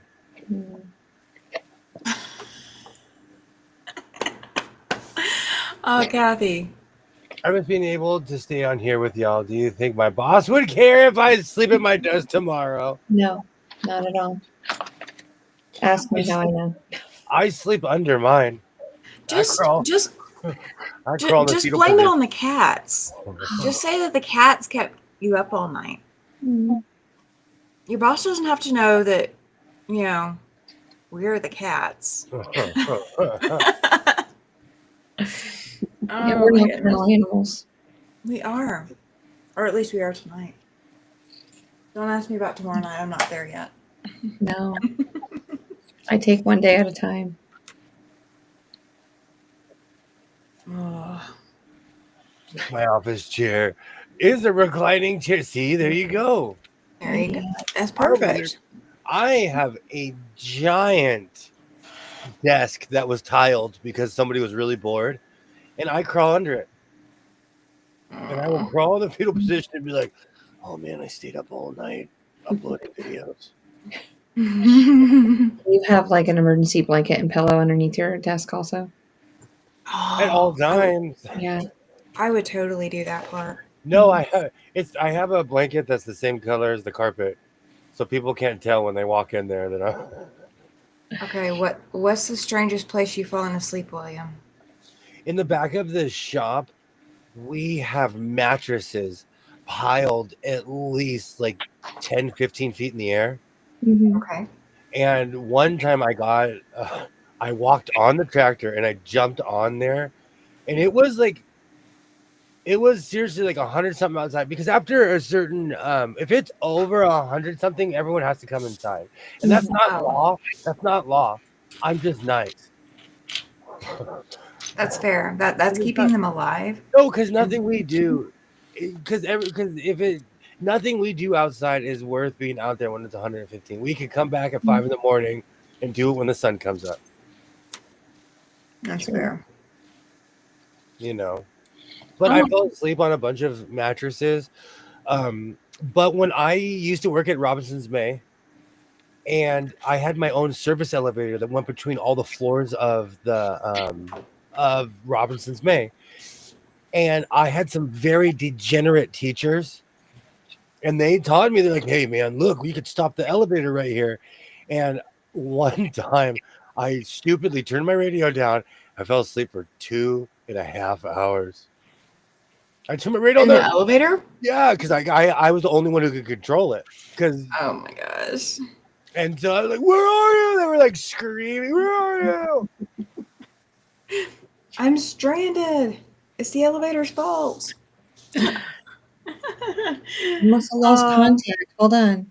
I don't know. I've fallen asleep on boats, trains, planes. Like I could sleep anywhere. No, actually, no, not now. I used to be able to when I was younger. Now I can't. I couldn't when I was younger, but now I can. I can fall asleep real fast. So where's the strangest place you've fallen asleep, Cynthia? Good night, Kathy. Good night, Kathy.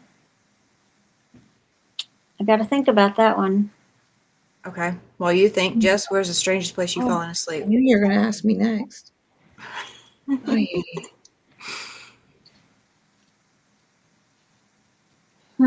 don't know how strange it would be, but I used to climb trees when I was little. Oh my gosh. And then I would go up and I would just, I'm not saying I was a tree hugger and would sleep. But I would go up in the trees and I would fall asleep. I would just lean against a couple branches. So you're a koala, confirmed. Yeah. And no one could find me. So I like that. Oh my gosh. Got to get away from my little brother, you know. Oh.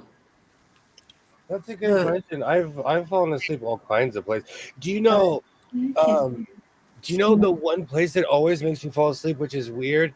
And when I say this, I've been to divorce court. It's court.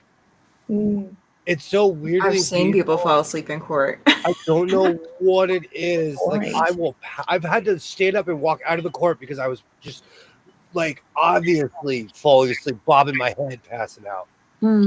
It puts me out.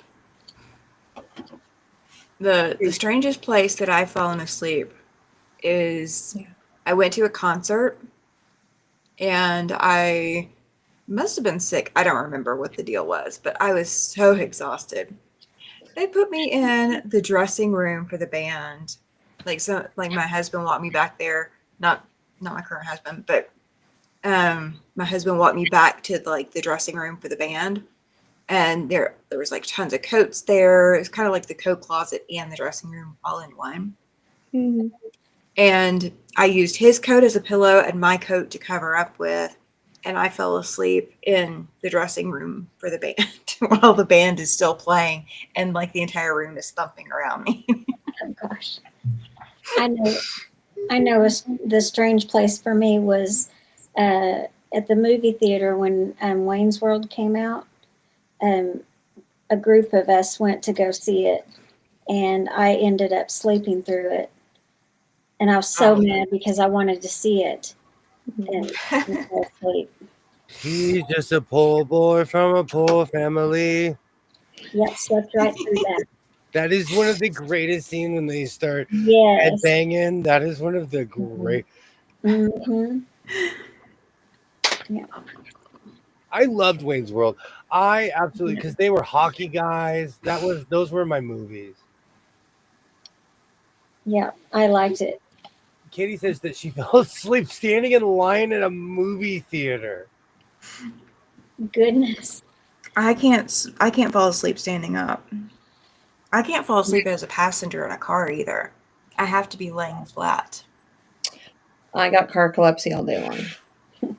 All day long. You know, I'm jelly. I have the opposite problem now. I can't stay awake as a passenger. Yeah. Driving Yeah. home lately, I can't stay awake as a driver, even with a good Ooh. night's sleep.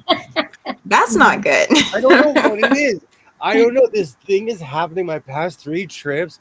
I am exhausted on the way home, and like it's ugly. Like on the final stretch, I don't know what happened to me. And I was just as tired with no sleep as I was with a full 8 hours of sleep. Mm-hmm. Yeah. Do you know what I've been doing to stay awake on these Billings trips? Mm. I will take goldfish, and the serving size, you can weigh it out, which is usually what I do. But if I'm on the road, I don't have my scale with me. And they tell you that the serving size is 50 goldfish. So I will literally eat one and match it to like a mile marker, like a 1 or something. And then I won't eat the next one until I can match it with a 2. And I will go all the way up to 50. Oh gosh. It is the stupidest little game, but it works. Oh, yeah. Thank you. Neither can I. Long cars are exhausting. I could never be a trucker. This has proved to me that I can't be a trucker. And it's not disappointing, but I need to find out why lately I just get so tired. And then I get home and I'm so excited to go through all the junk I just bought in Vegas that I wake right back up. I wonder if it's your oxygen levels. I wonder if your oxygen levels are dipping while you're driving.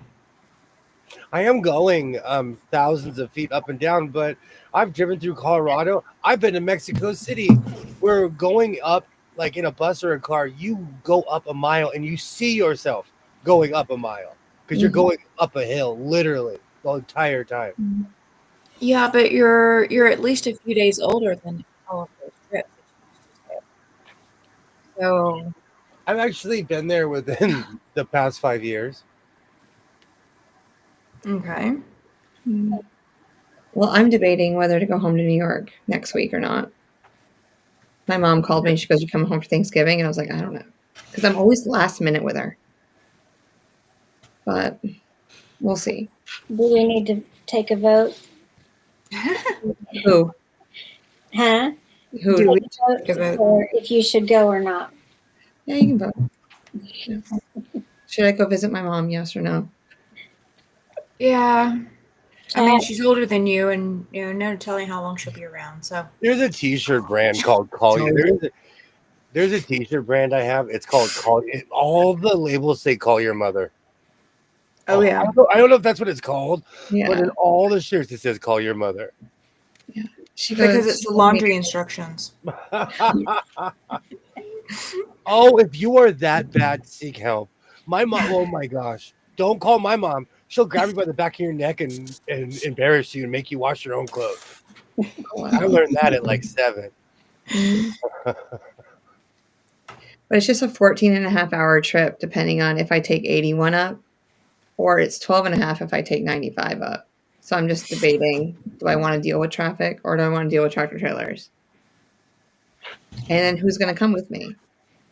So Libby said she can't go, so it's going to be Ema, and she sleeps or she's on her phone the whole time. So, that's fair. That just means you blast your music louder. Last year I went to Vegas on Thanksgiving, and there was no one on the road. No one, not even the truckers. Because I left because I didn't want to get there too early, but I still wanted to go to Vegas.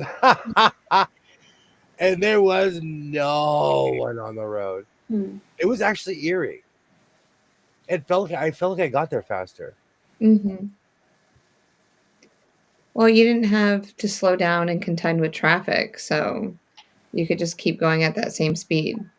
True. Do you use speed control, or do you like press the button and go, or do you like to keep your foot on the pedal? I have 2 giant canoes on my feet. I just dig in my ankle, and I dig in my heel, and I'm ready to go. No, it's weird. I think because I do have such a giant foot, I just kind of just put my foot down and drive. Yeah. I always forget to put my speed control on because everyone always says, Jess, put your speed control on. I wonder why somebody would say that to me. I don't know if I'm going to be able to hang. I'm a side seat driver. No, You're going to get mad at me because I'm going to blindfold myself. Stop. I would never drive fast for the first few times we ride. Oh, so you're saying your representative's going to show up, and then one day you're going to be like, get in the car, let's go. I drive respectfully. I drive the speed limit, and I get where we're going safely. Well, I just want to acclimate you to my driving. So slowly, we just, yeah. I'm going to buy you a brand new 1983 Ford Ranger. It can only go 85 miles an hour. They can only go 85. That's the top speed in those trucks. Because they thought back then if you were going over 85, you were crazy.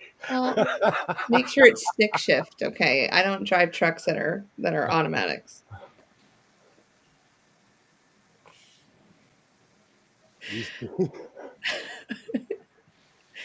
Yeah, we'll see.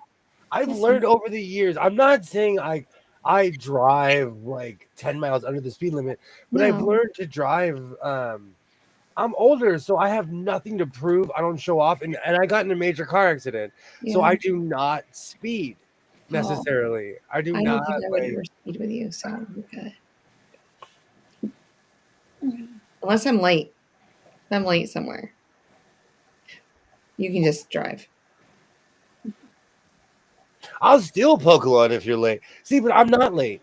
That's how my husband is. I just want to push his leg. But I have time anxiety, so I will arrive somewhere early. Mm-hmm. Like I'll leave the house early. I'm not one of those people who's leaving.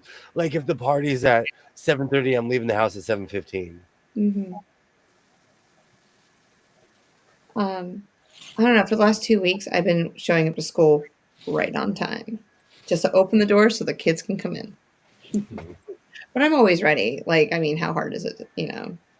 It's school, but the kids are great, and I still have like a good 45-minute planning period at the beginning of the day, so I don't feel pressure. I find that so funny. Shouldn't you like run them down in the afternoon? Or you're like... Oh, I have another planning period in the afternoon. Oh. I have 2.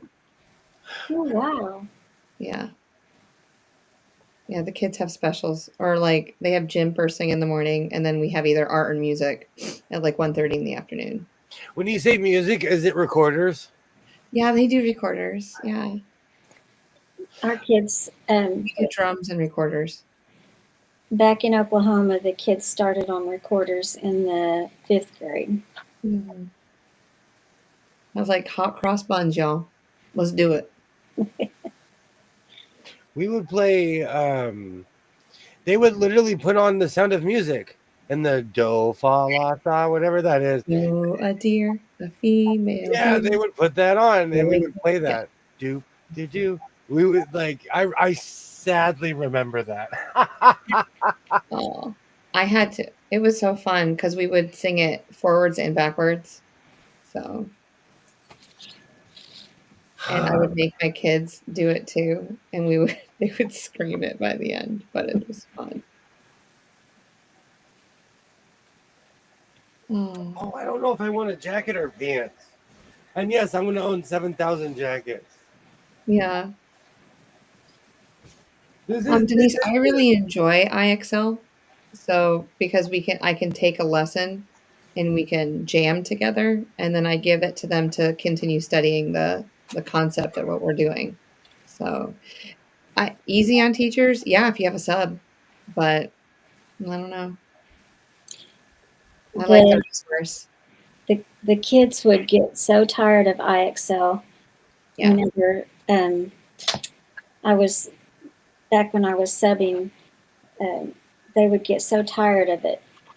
But if they would use it like it should be, then it shouldn't be boring, but I don't think I agree. I had to constantly tell the kids that, if you get a problem wrong, don't just go to the next one. No, I can't. They do that. Yes, they just Hey, go. Unbiased. Hello. Great to see you. Thank you Unbiased. for stopping by. Sorry. That's Thank okay. you for stopping by. Hello. Great to see you. And like I say every time, I absolutely love. You want to be? Why are you being so nosy? Come on. Yes. I say that to everyone now. Why? You want to be nosy? Why are you being so nosy? Come on. She sent out a message today in her community where she's part of a collaboration. So she's on a Sunday. Awesome. I don't know what day, if it's like this coming Sunday or like a couple of Sundays from now. But I've written it down. It's on my calendar so I can go and watch all of these lives. They start at 3 p.m. Eastern time and it's all different types of crafts. Oh, So awesome. I'll see if I can pull it up and share it. But I want to participate. I definitely want to watch that. So all different types of stuff. Here, let me see if I can go find it. Ollie learned how to play the German national anthem. German. Oh yeah, He lived there.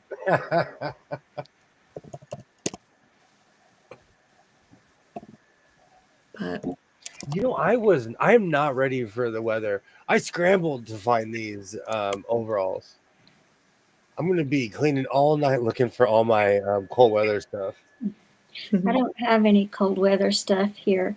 It's still in the pod in transition, in the bigger pod. Today was the smaller one, and the bigger one comes next week. So I'm staying inside as much as possible. I did go coat shopping the other day. Did you find something that you wanted? Yeah, I got one, but it's not going to be the one I wear like all the time. I'll wear it occasionally. But my everyday coat, I'm still looking for one. I do that. I am the man with 10 million coats. Do you know what the worst thing is? Having options. I'll put a t-shirt on and I'm like, oh, I don't like this. Then I'll put another one on. I'm like, I don't like this. I literally have a section in my closet of I'm probably gonna like this because I have this weird thing, or shirts are all cut different. They're odd cuts depending on the arm. So I literally have a whole row of these are undebatable. I'll wear all of these. So I guess the more options you have, the more time you'll take. Mm-hmm. There you go, Katie. Katie wanted me to share on Bias's channel.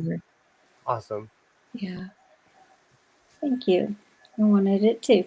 Yeah, and the first link is a link to her post that she states the collaboration. So. Okay. All right, let's see if I can fit myself and a table in here. I have been cleaning. I don't know if I'm like waffling because I don't know if I want to make hammer pans or not. I have New Kids on the Block in my brain. Like Can I just make this a ginormous poncho?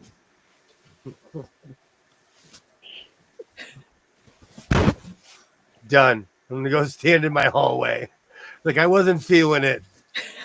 It's on the top, not the bottom, y'all. I don't know what to do with this. Because pants, these are going to be puffy pants. Yeah. These are going to be extremely puffy pants. You're bringing a new style. There. What's that, Cynthia? I clicked on the link so I could pull up Unbiased LLC's YouTube page, and then I can go to it later tonight. And I didn't mute it before she started talking, and so what about could you hear it? No. Did you hear it? Okay. For a second. Okay. What about pants and vest with that red and orange material with my orange jacket? Are you talking about the flying geese, like the gray and the red and the orange? Yeah, it's kind of striped. Yeah, I like that. And now I have New Kids on the Block stuck in my head. Thank you very much. You're welcome. But I have the Oreo version stuck in my head. First time that I had one, had a big sugar buzz. Then I ate them back real fast, ate them up real fast. I have not heard Eat that. in my teeth, tell it when I talk.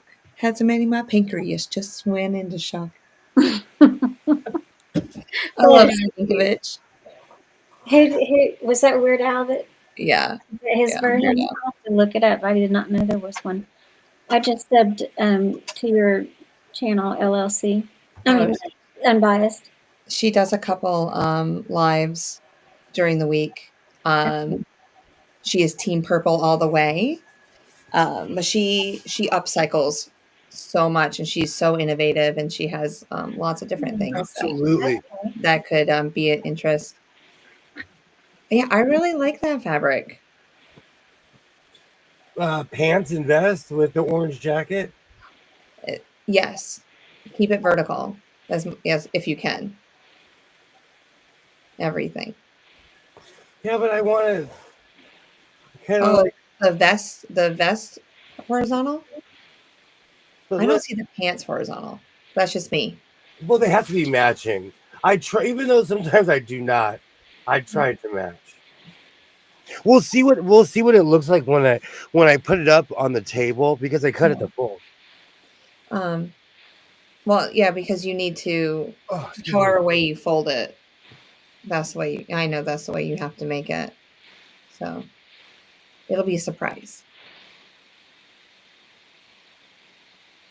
Okay, it goes with, then we'll have to find a baseball hat that it goes with. Absolutely. The quote behind you, Jess, or to your right. Yeah, right. Yeah. That's pretty. Oh, thank you. It's called Blizzard, and it's snowflakes, and it's from Laundry Basket Quilts. So I made it last year. I just have to put the borders on it. I'm procrastinating on this quilt. I need to get it done. It's on the list of things to do in 2026. Why are you procrastinating? Do you have a reason? Yeah, it's triangles and I'm not ready for it yet. I look like a farmer that's coming to town. Oh, Farmer Will. How's it going, everybody? Hello, hello. Me and my brother Jebediah. You just look like Jeff's cousins. I look like Doctor Strange. Yes. With that stiff collar. And I don't even try to do this on purpose, but it just happened. Yeah. But the funny thing is, I was trying to focus on more of the pants, but then I realized I made an outfit. So I just decided to back up and let nature take its course in my short. Well, it looks good. This is more of a stiff tweed. I mean, you said the bell was large at the bottom of your pants. And I was like, you're right. You can't see your boots. Does that bedspread have hammer-type pants draped? It's a quilt. Even though they called it, what do they call it? A happy blanket? Something like that. Yeah.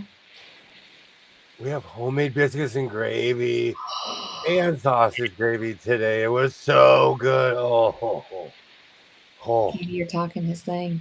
This whole conversation make me want to go get biscuits right now. I wanted to cook biscuits and chocolate gravy this morning, but I didn't. I was a good girl. I didn't eat chocolate for breakfast. The true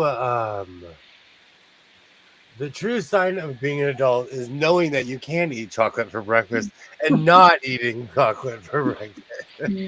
Yeah, I was adulting today. No Hem is the name of my punk band, Denise. William and the No Hems. No, it's William, and I will not hem your pants. I do the cowbell. I told you in Fatback, somebody is rocking that cowbell in that song. They are, they're working that cowbell. All I think about is Will Ferrell on Saturday Night Live and all of his cowbells. I can just, he's amazing. That's a classic. Yeah. That still pops up to this very day. Yeah. I was at Cracker Barrel and I'm like, oh, it's a cowbell. And then I was like pretending and then I accidentally hit it. And the guy next to me is like, Will Ferrell? And I was like, yeah. Just put it back. Should I do a video where I rock my collar? I love the collar on that jacket. I'm just saying. Should I do a video where I go full Dr. Strange or what? Yeah. Duh. Like when you when it transfers, when you have it on the mannequin, have it flipped up, and then when you and then when you jump into it, that's when it's still up. That would be amazing. Right I look like I'm going to offer somebody the red pill or the blue pill. Yes. Oh, I love when we get those options. Why don't they give us those options anymore? I guess now I just have that. Now I just have Fatback stuck in my head because you mentioned cowbell. Oh. No, I'm all in love with my my Janko pants right now, and the young kids are watching my videos. I'm bringing in that. Those young views. I'm kidding. Okay, I have to ask an honest to goodness question. Because you say that you're in love with your Janko pants. Are you ever out of love with them? Yes. I should ask. Yeah, in 1997, I had to retire them. Oh, okay. As a matter of fact, when I headed east, I actually changed my style because I noticed that like not everybody dressed like people do on the West Coast. But back then, Janko's in a sweatshirt was international. But by 1999, no one dressed like that anymore. Yeah, there's that. So it was regional. I'm looking at you though, Michigan. I love you. You guys were rocking Janko to the bitter end, just like me. There's William Short if anyone wants to see it. Awesome. And I haven't. Oh, thank you. Yeah. I just watched it not too long before this live. You know what, though? Style is funny. I always ask people, like, when I meet someone new, I always ask them, like, oh, where you live? What do people wear?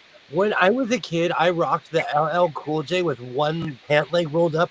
Still to this day, I don't even know what that meant. I just did it.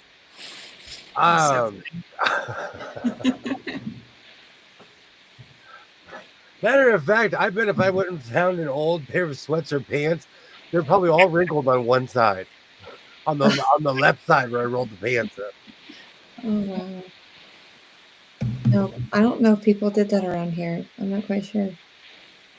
In junior high, I went through this weird phase of rocking a sweatshirt with a flannel over the sweatshirt. A flannel over the sweatshirt? Yeah, I was this was in TLC days. Okay. In the early, when I say TLC, I mean 1991.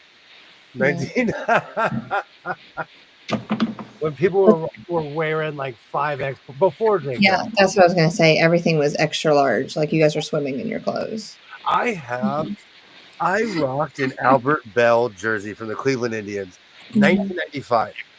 That thing was huge on me. Now it fits me like every other jersey I own. I still have it. Oh man, I don't know if that's that. I bet I have clothing that's older. I still have my junior high gym shirt. I couldn't believe how old how I've still got some of my clothes that I wore 20 and 30 years ago. I didn't realize how much I had kept until I had to start packing it for the move. I only have my Duke jersey. What's that?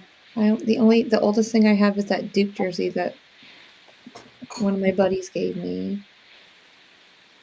When did they give you that? That's what we're gonna call him, a buddy. And yes, Ollie, yes. I was in a mini ice age. And in 1996, it rained for 8 months here in Southern California. That was a real El Nino. Wow. We were not ready for that. At the end of the 8 months, we were all seasoned veterans, and it never rained again. And it literally did not rain for years after that. But your wildfire season's about to start, right? So wouldn't you think this would be an amazing event to happen prior to that to make sure that everything stays calm? Fire season is confusing because it always seems like there's a fire. Okay. So fire, like when they say fire season, it's weird. I think they just mean more dry, more of a dry climate. I just remember before I came, I was worried about coming to Road to California last year because of all the fires. And there was like one that was 40 miles away. I was like, oh no, am I going to get stuck in California? Because I didn't know anything, you know. It was bad. Yeah. My mother has a cape where I'm investigating because I have dad's pictures. My mom has a cape that I think is probably 45 years old, if not older. And she still has it, which is proof that it never rains here because she pulled out whenever it rains. She has this weird, like light purple cape. Yeah. It still looks newish. That thing has to be 40-something years old, if not older. Does she keep it in like one of those garment bags in the closet? No, we really don't. As long as you keep the bugs out of your house. Oh, yeah. You know, like we really don't have those kind of problems. It's not a mink coat. And I'm sure it was darker purple. It is 40-something years old. Yeah. You know, but every time I see that thing, I give her such a hard time. And yesterday she came over and she had a brand new raincoat. And she was like, you guys have been talking trash to me for so long that I'm going to shut up everybody. And I was like, oh, and it was red too. So she looked like a kid going on her first day of school when she was walking to my house. Oh, I love red. Was it like a trench coat style? No, it's an actual jacket. Oh. Raindrops are falling on my head. We knew this storm was coming, so everyone's busting out their old jackets, you know. We're finding out who all the ex-snowboarders are and all the because like, oh my gosh, where'd you get this jacket? You know, 'cause we don't. The warmest thing people wear is like a flannel or a sweatshirt or like a fleece lined sweater if it's really cold, because it doesn't get cold here.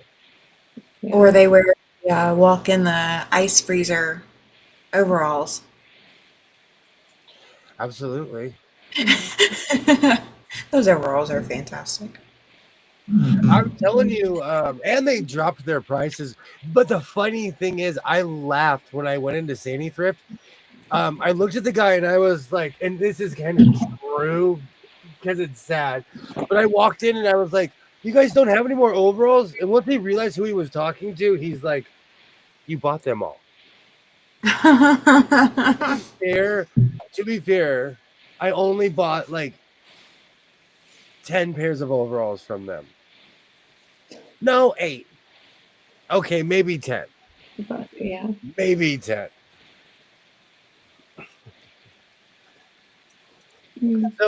So they no longer have overalls. They're trying to put them back in stock. They see your car coming, they hide them all. They had such a dramatic price drop. I think someone got to them. Someone told them, like, "Hey, man," like, or the economy finally hit them. Yeah, they're like, nothing's moving. We have to bring the prices back down. $10, $10 a shirt. They better be brand new. You know, that's why I kind of like went crazy there last time. But I will say, like, these were cheap, relatively speaking, because these are actually really expensive because they're insulated, and they're like right now I'm toasty. You know, are they actually snow bibs? No, I was looking for my actual snow pants. Those are swish. Those are swishy. Mm-hmm. You'll know when I'm wearing them.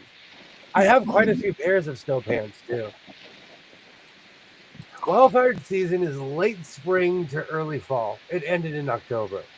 Well, yeah, that's what ours is. But then why was it going on until We January? always have fires going. Yeah. There's always a fire going around here, and that's why it's so insane. Yeah. And people I think someone's setting them. Oh. Hmm. We had one set by static electricity last year. Yeah. Okay. That and lightning storms and stuff. Mm-hmm. Right. Well, while you decide what you have to do, I need to go visit the little sewist room. Little sewist room. I still haven't decided. No, I'm gonna go digging through my fabric. I might work with that 1960s material, but then I'll have to find something for the back panel. So we're still not doing the hammer pants. Is that what I'm getting? This is part of the process. You're new. You're new to the process. The process. I waffle so much, and then eventually I'll show up and be like, "Oh, I made this. Sleep is for the weak." Well, I made this. I'm not that new. I know to nudge you in the right direction. The problem is options. I have way too many options, and I kind of want to work with it. I said I wasn't gonna buy any fabric, but then I went to a thrift store, and I bought a ton. I bought 2 quilts, that quilt, and then I bought I don't even know what it is. Hello, Lori. Hello. Great to see you, Lori. Welcome Good to see you. Welcome in. We're just hanging out. I'm commiserating over my next decision. You know what this is? Are you familiar with the show hole? When you finish a show, when you watch something and you're done and you're like, what am I going to watch now? Oh, yeah. Yes. I just hit that because I watched all 21 seasons of Grey's Anatomy, and it has taken me months, literally months. That has been the only show I was watching. And so I filled it in with a movie, and now I'm on another show. But that show does not have as many seasons, and I'm going to run out so soon. That's what's happening to me. Every time I make something, it's like starting over. And I'm like, do I want to do this, or what do I want to do this? And I don't give my shorts enough time. My last short had 1.5 before this one because I let it ride longer than normal. Because normally I would go right back to work and start sewing something, but I gave it an extra day. Yeah. And I think sometimes more than anything else, I'm harder on myself than I have these weird quotas in my head. I think we're all harder on ourselves than everybody else is on us. But I'm pumping out work like a factory. So I've lately this year, even with my videos, I've kind of backed off because it's hard work to make a video. It is. I should know. I'm needing to make a couple right now. But see, that's the thing. I've slowed down on my videos, but I've gone crazy sewing. I'm not kidding you. This year's everything I've made in 2025 is going to be like a movie. You have been so productive this year. It's going to be productive. But I quit filming on my camera at a certain point, so I need to figure out when that was. All right, we got to see which quilt you're wrapped up in. Oh, this one, the last one I made. Oh, okay. Yeah. Yay! Yeah. It's pretty. Thank you. The one that I guess people thought that looked 3D lattice work. I'm not quite sure. I don't even know what it's called. Okay. I just saw it. I made it. It was getting you out of your slump. I can't see Ollie's comment on the chat, but I can see it on my phone. The worst, longest show hole ever. Who shot JR? That season ending off in him and then left him till the next season. For me, my first show hole was Star Trek: The Next Generation when Picard became a Borg. What these kids don't realize nowadays, is that I had to wait a full 3 months before I had an answer. Yeah. Because now you can watch it on Netflix, literally the next episode. I love that about Netflix. But back in the Except day, when they wait 2 years to upload the next season. Oh, don't even get me started on Doctor Who, Strange New World. Strange New World made us wait 2 years in this season. Like, I binge watch and rewatch everything. I haven't rewatched this season yet. So we had a Droughtlander. Oh yes, believe me, I was on that. I was on that train.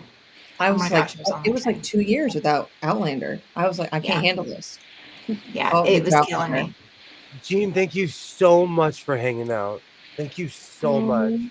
I'm gonna jump in my fabric pile later and jump out with something amazing. Good night, Jean. Thank you so much for stopping by.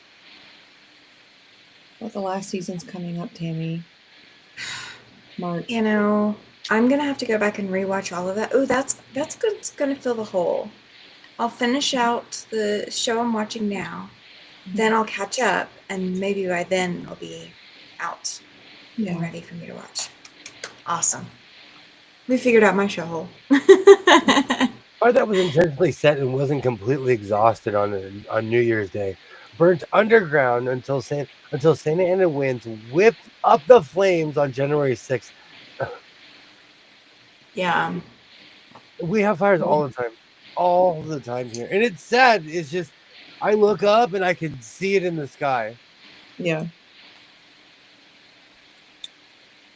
I just really feel for everybody that's in its way, because when those winds whip up, because I remember last year you talking about those winds, and they just get really dangerous. Absolutely. Lori, this happens to me. I fall in love with one-hit wonders. Oh, me too. The old shows. I'm right now I'm watching Flo. She only went 2 seasons. I've seen every episode like 6 times now. They're still hilarious though. But like that happens to me with everything. I was obsessed with Babylon 5, and they had a spin-off in the late 90s, early 2000s called Crusade that only went 1 season. It was a great show. I never watched Crusade. I have it on DVD, and I got really into it. I'm like looking over there to see what Caprica. Caprica was a great show, and it got canceled. That was another sci-fi show. Do you think it's because people aren't watching it, so because of the hype's not there, they cancel it, or they just don't have the funding behind it? Pre-Netflix, yeah, it was because people weren't watching it. Mm-hmm. Now their numbers last longer because they'll just let it sit there and see if someone watches it or not, depending on what it is. Okay. But all the good shows do that. Before we had options, they, But it always seems like something that you'll love and you'll fall in love with will disappear. Yeah. And the show you're like, this is terrible. And the show that you're like, this is terrible, goes like 7 seasons. Or 20 something. Yep. For some of them, I was like, I have no idea why this is still going on. Like, seriously? Yeah. I'm the same as Lori though. I fall in love with shows that last a year, or like, I'm not kidding you, Strange New Worlds made me wait 2 years. Doctor Who made me wait 2 years, but the funny thing is they were filming in London, so there was a million pictures because they couldn't hide the fact that they were filming in a major metropolitan area, So there's spoilers all over the place. Yeah, and it was fun guessing because they would see like, why is Neil Patrick Harris in London, or why, like, it was awesome. Just speculating. Nothing but so-called reality crap. Absolutely, cops, crime shows. I give up on TV. Yeah. And of course, ambulance. Like, do you know what's so funny? From the beginning, they had lawyer shows, ambulance, and cop shows. And they still have those. Because I'm obsessed with old-timey radio and early television. They quite literally, I'm not kidding you, their programming was almost the same as we have now. Yeah, it's just got the updated technology. It's crazy.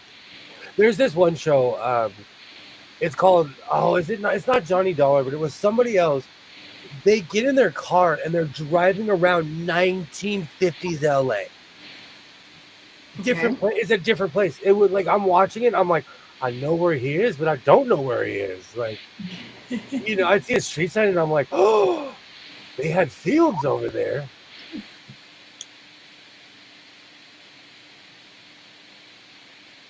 I couldn't imagine seeing what a place looked like prior to everything that's built around it now. They filmed a lot of stuff in my town, like Chips, Knight Rider, a lot of 1970s and 80s show.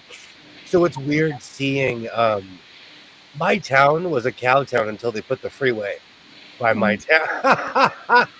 And then all of a sudden people started moving here. But it's interesting to see. And recently there was this screenshot, and I think it was on Facebook, because there's like a historical society that tries to capture all the stuff that went on in this town. Mm-hmm. And where there's a Safeway by my house, it used to be a hospital, and it was just weird to see a hospital there. Okay, yeah, just the entire shopping center was the hospital. When they tear down things and put them back up, and like, let's say, like I haven't been home in 2 years, let's just say that. And so I'll go up and I'm like, where's the bank? Like, or where's this, and it's gone, and they've already built something else around it. And I just think it's quite interesting how fast they can move those things. That happens to me. That happened to me a lot because I made the mistake of moving back to my hometown. Or I've become that guy of back in my day. My day was 30 years ago. Let me cover my face for that. My day was literally 30. So I'm like, back in my day, we were walking around with Walkmans on, listening to radio DJs. Like 25 years ago, when I came to Siler I used to fly in and out of here because when Dustin and I were dating, and I used to go back to RDU, but we had to take a certain road. Well, now and it was just trees on both sides, woods everywhere. But now when I go up that road, it's nothing but apartments and storage facilities and campuses for like medical people, the whole way, all the way up this road. And I just I just can't believe how much that area has grown since then. But Raleigh's it's expanding. It's crazy. That's even here. Like, we literally had happy cows, and now there's houses there. Yeah. We had endless fields here, and it's all gone. We went through an Australian TV addiction. Oh, do you know, I watched a show called Houseos. If anyone has ever seen Houseos, I loved that show. It reminded me of people in LA. Oh. It showed me that people in Australia and people in Los Angeles are very much alike. I watched all of McLeod's Daughters, except the last season or so, but it seems like, that one for sure. It had a bajillion seasons, but their seasons are like 22, 23 episodes. So after I finished that series, that's when I had that letdown feeling, because American shows barely have 10 episodes before the season is over. I'm looking at certain boxes right now. It depends on the year. I have every episode of Three's Company. The box is this big. Because they had many seasons of Three's Company. But there's other shows where the entire series is in like a sleeve. Yeah. It's more. I think it's more modern television shows, and it's because they're. I don't know. I don't even want to say what it was. I was really into Star Trek, and Patrick Stewart talked about how he had no life. He had no life because all they were doing was filming Star Trek. And I can't remember if it was Scott Bakula or someone was interviewing him, and he's like, I'll tell you how many times I've been married if you tell me how many times you've been married. And they giggled because they were both married like 3 or 4 times. Oh my gosh.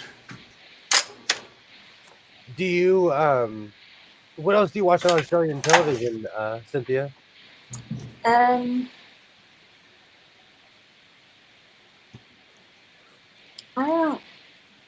don't remember. I don't remember the name of it. Was it Captain Kim? Did you watch that one? That's the stereotype. I watched that. I watched that show. I'm not sure if it was Australian or if it was British, but it's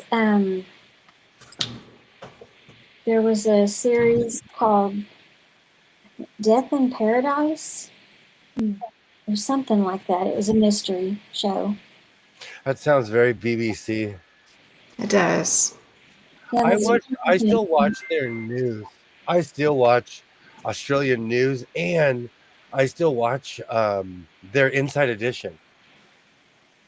Yeah. Their Inside Edition reminds me of the 90s version of Inside Edition because it's so sensationalistic. And they're like, and then they saw a shark. And there's some guy with a fin is swimming by, and it's like a fake shark in the ocean. I love their Inside Edition. Yeah. The British TV that I was watching for a bit was a cop show. Go figure. I can't think of the name of it. I have to look it up. Do you know who the actor was? No, definitely not anybody on the American docket. I started watching like from McLeod's Daughters. There's a lot of actors that have come to the U.S. to act, and so I started watching things that they were in here in the States. I like to see how well they can speak American, the American accent. Midsummer Murders. I liked watching them. Yes, Midsummer Murders. I haven't seen that in a long time. I haven't either, but oh my gosh, it's a good show. Well structured. I think it's still on some channel. I am like Pluto, maybe. I'm obsessed with British television. I could sit here all day and name television shows. I'm off to bed. It's after 1 now. Thank you so much for hanging out, Lori. Thank you so much for stopping by. I still watch Are You Being Served? I still watch oh my gosh, Desmond's Barbershop. Oh man, too many shows. Ronald Dahl's Mysteries. What about the one with Hyacinth Bouquet? Do you know what I'm talking about? No. Oh my gosh. Is that Agatha Christie? No. It's a comedy show, kind of. It's not Are You Being Served, is it? No, I don't think so. Last of the Something Wine? No, that's Last of the Summer Wine. That opening, I love that show, but that opening makes me want to cry. And I will get a giant harmonica and learn how to play that. That opening is really emotional. And that show, during the plague, I was locked in the house and I binge watched shows. I watched that show. It's a comedy show, but then there's this one episode because that show went on for 20 years.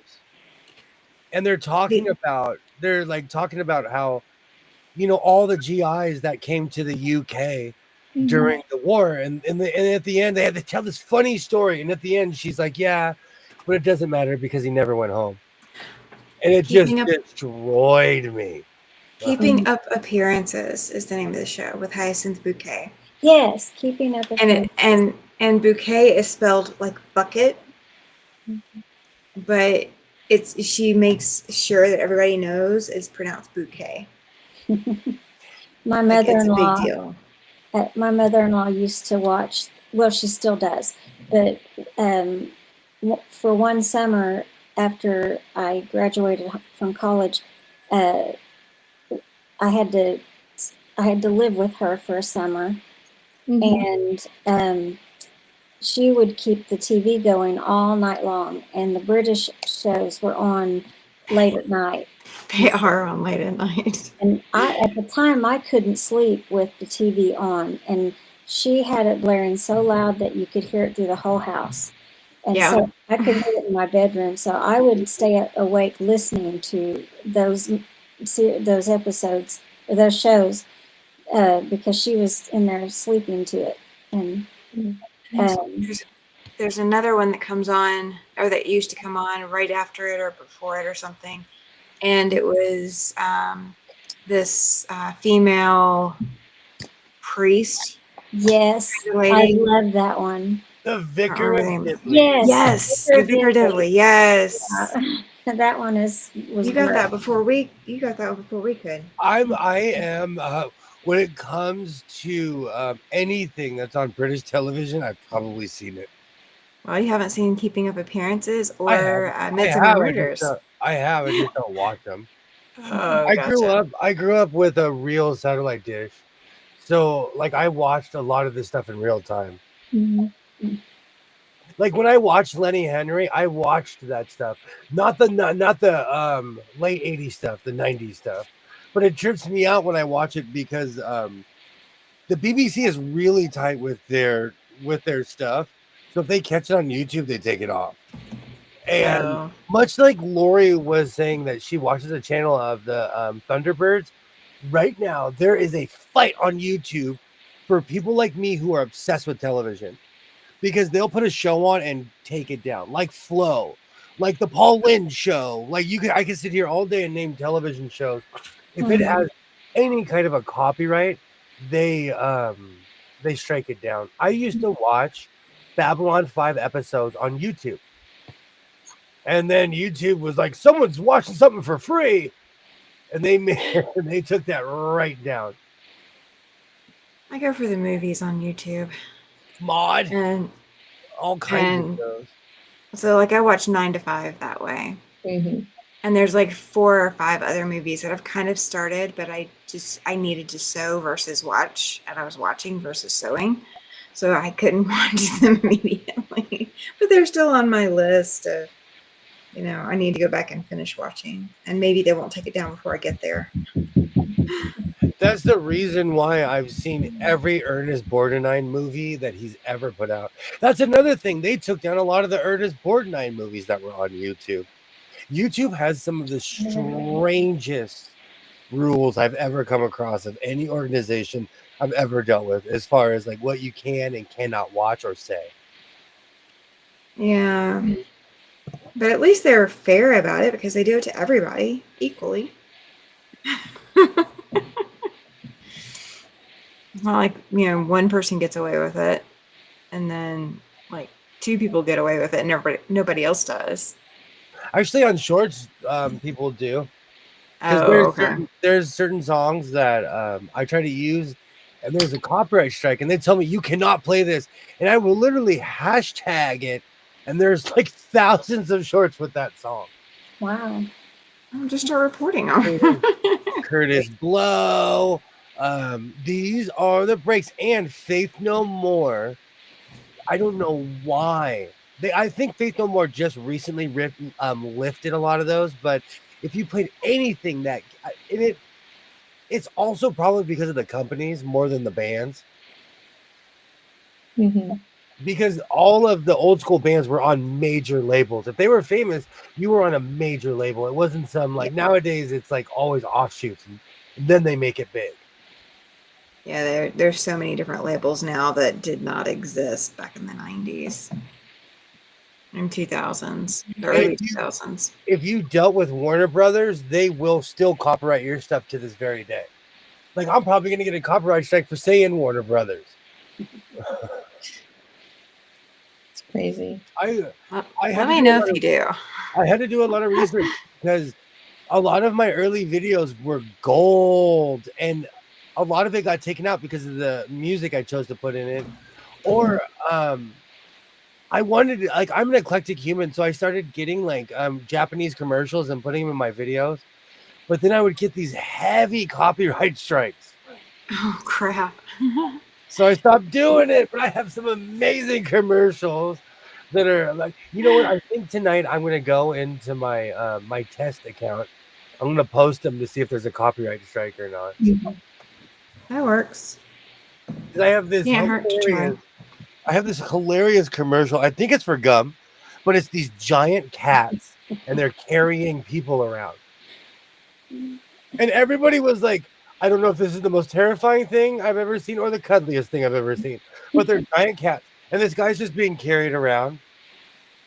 And the cat drops him off, and the cat will pick him up. Interesting. Oh my goodness. That's the stuff of nightmares.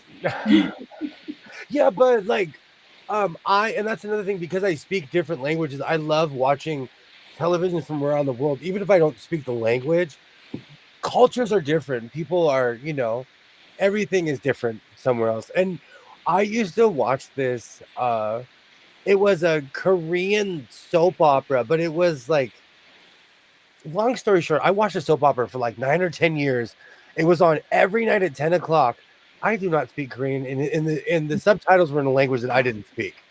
Oh my gosh. But for 10 years, my family, we would watch that shit. And I was in a room with somebody who probably understood. Word. And I probably have a different concept of this show than it was really intended for. But I watched it every night. All right, curiosity just hit. If you see a label on your clothing that is in a different language, do you Google it? No, it depends on it depends on my level of caring. Because Twinny McTwin Googled my quilt blanket. Yeah, I thought it was something cool.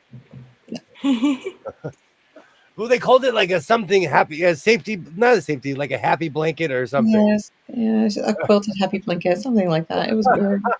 It was very anticlimactic, is what I'm trying to say. Like, thanks. I already knew a quilt. My grandmother had a bunch of blankets specially made by Sears, and the labels, they're either royal blue or gold.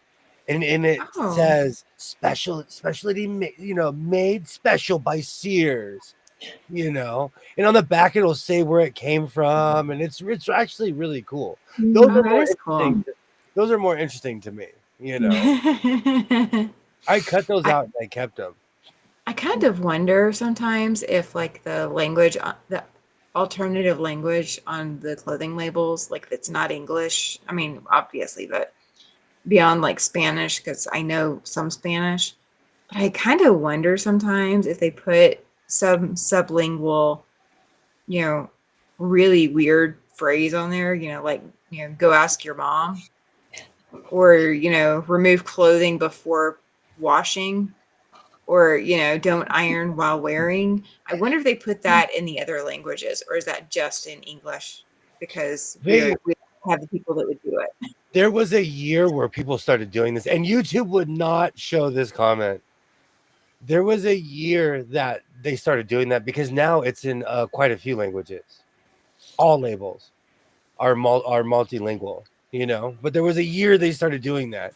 This blanket quilt, happy quilt, whatever it is, it's so old it doesn't have that on there, which I think is cool by itself. I watched Australian Border Control Airport. These are great. There's a show they had. Man, people try to bring all kinds of weird stuff in Australia. It's weird when they say they found in someone's luggage, including heroin. Oh, they found drugs in someone's luggage, including heroin or cocaine. Really? Just say the word or type it out. Yeah.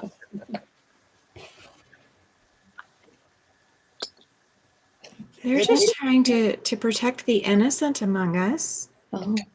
So that they don't know what they actually found. So we're not going looking to try to repeat what we're seeing on TV. To be fair, most people watching those shows are children. When I was a kid, I used to watch shows like that were way beyond my age. I'm like 9 years old. Like, let's go to Nicaragua. And I'm just watching this video. Like, I loved stuff like that when I was a kid. You know, I don't know. I don't know any kids that don't try to do that stuff. So it's probably mainly kids. My son, I found the Australian Border Patrol show because my son was like, "You got to see this. You have got to see this." Oh my gosh. Mainly because a lot of people, it's weird to me. Like a lot of people from Mexico go to Australia. So, you know, I'm invested. I was watching. A lot of those shows have come and gone though, because I'll be watching something and it'll be like, this is circa 2014. A lot of those shows have come and gone. Oh my gosh. When you go back and watch the early days of CSI, then like those are like you can really tell what era we started in and what era we're in now. Oh, that's me with Law and Order. I started, I don't know if it was the original cast, but I started like 89 around there, and I watched it until 1996.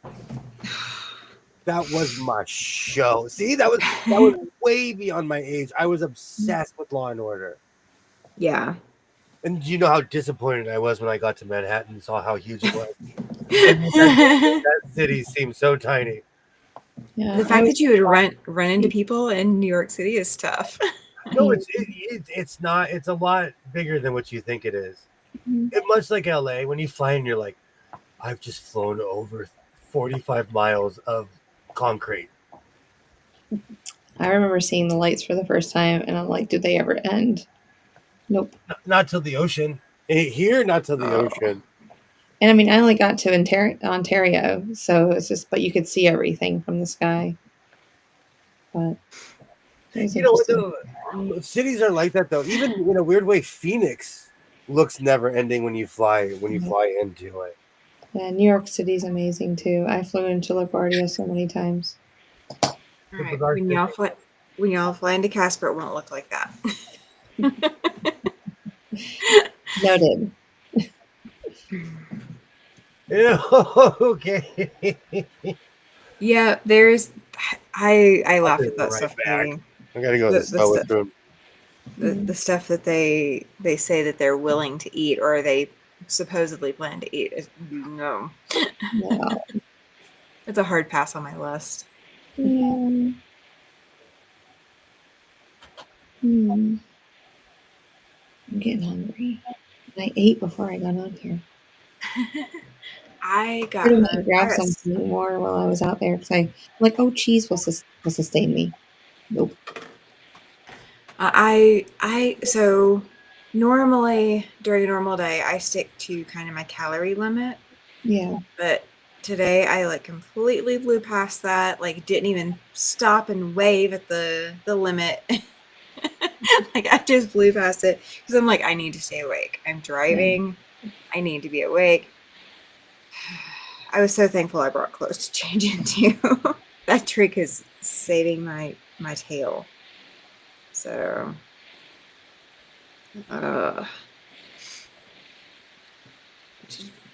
having an outfit to change into that way, because the first outfit I wore today was like digging it, like it was leggings, and it's like digging in, and I had like imprints from the seams of the leggings, the fleece leggings.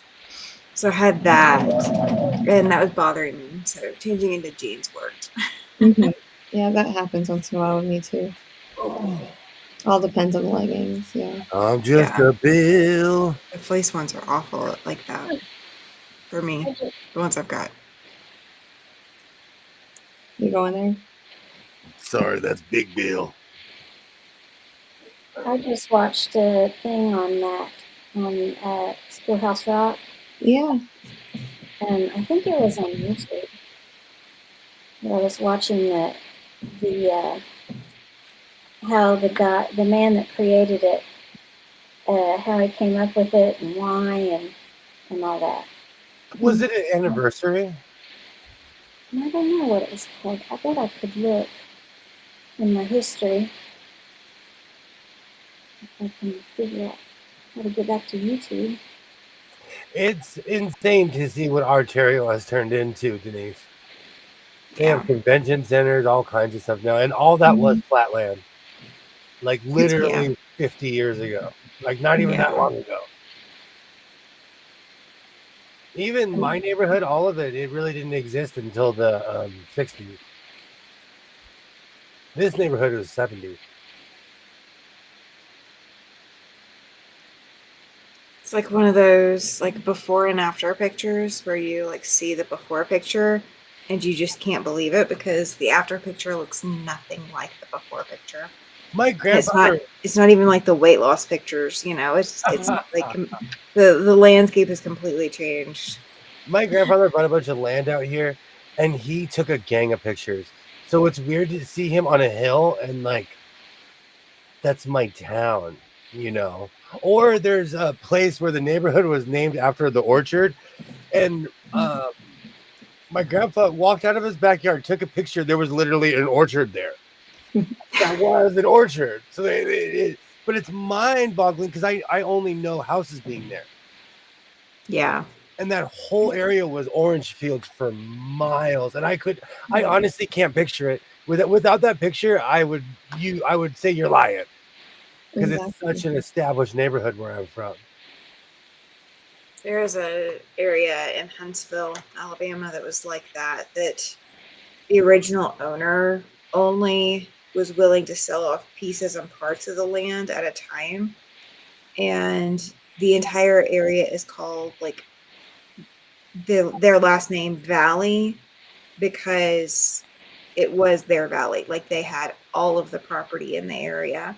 So like they put restrictions on like how tall signs can be and that everything has to fit this aesthetic to help keep the land looking like it did before it was built on. But I know they've built more stuff since I left. So if I ever went back, I would probably cry because I remember seeing all the, the beautiful farmland and cow pastures and all that was there. One of my new weird pleasures on Facebook is I don't even know how I got on this group, but it's an LA Historical Society thing. I don't know, but they show before and afters. So they'll show like Mulholland Drive looked like a jungle. It looked like it was from a different planet. And now it's like where really, really, really, really, really, really, really rich people live. Yeah. It's always the rich that can afford it. But it's crazy. And like they have a shot of downtown. They have this one shot of downtown. It's like after the cowboy era because there were saloons and stuff in downtown LA. But they have this shot of like 1910. There's 5 houses in downtown LA, you know. It's insane to think of the progress that happened. It is so hard to think of LA as having saloons. Like that in and of itself just stops me real fast. I actually found a picture when I was doing research for a sewing machine. Because I found a sewing machine from I believe it was like 1890 or something. And I was like looking to see when the original singers were sold in LA, and I actually got an answer, and they came in the late 1800s here when there was an actual town here, but this was a cowboy town. Yeah, LA was not. It was like a literal wild west place. Then they cleaned it up, and then the 1910s happened, and people moved here. Then the 1920s happened, and this place exploded.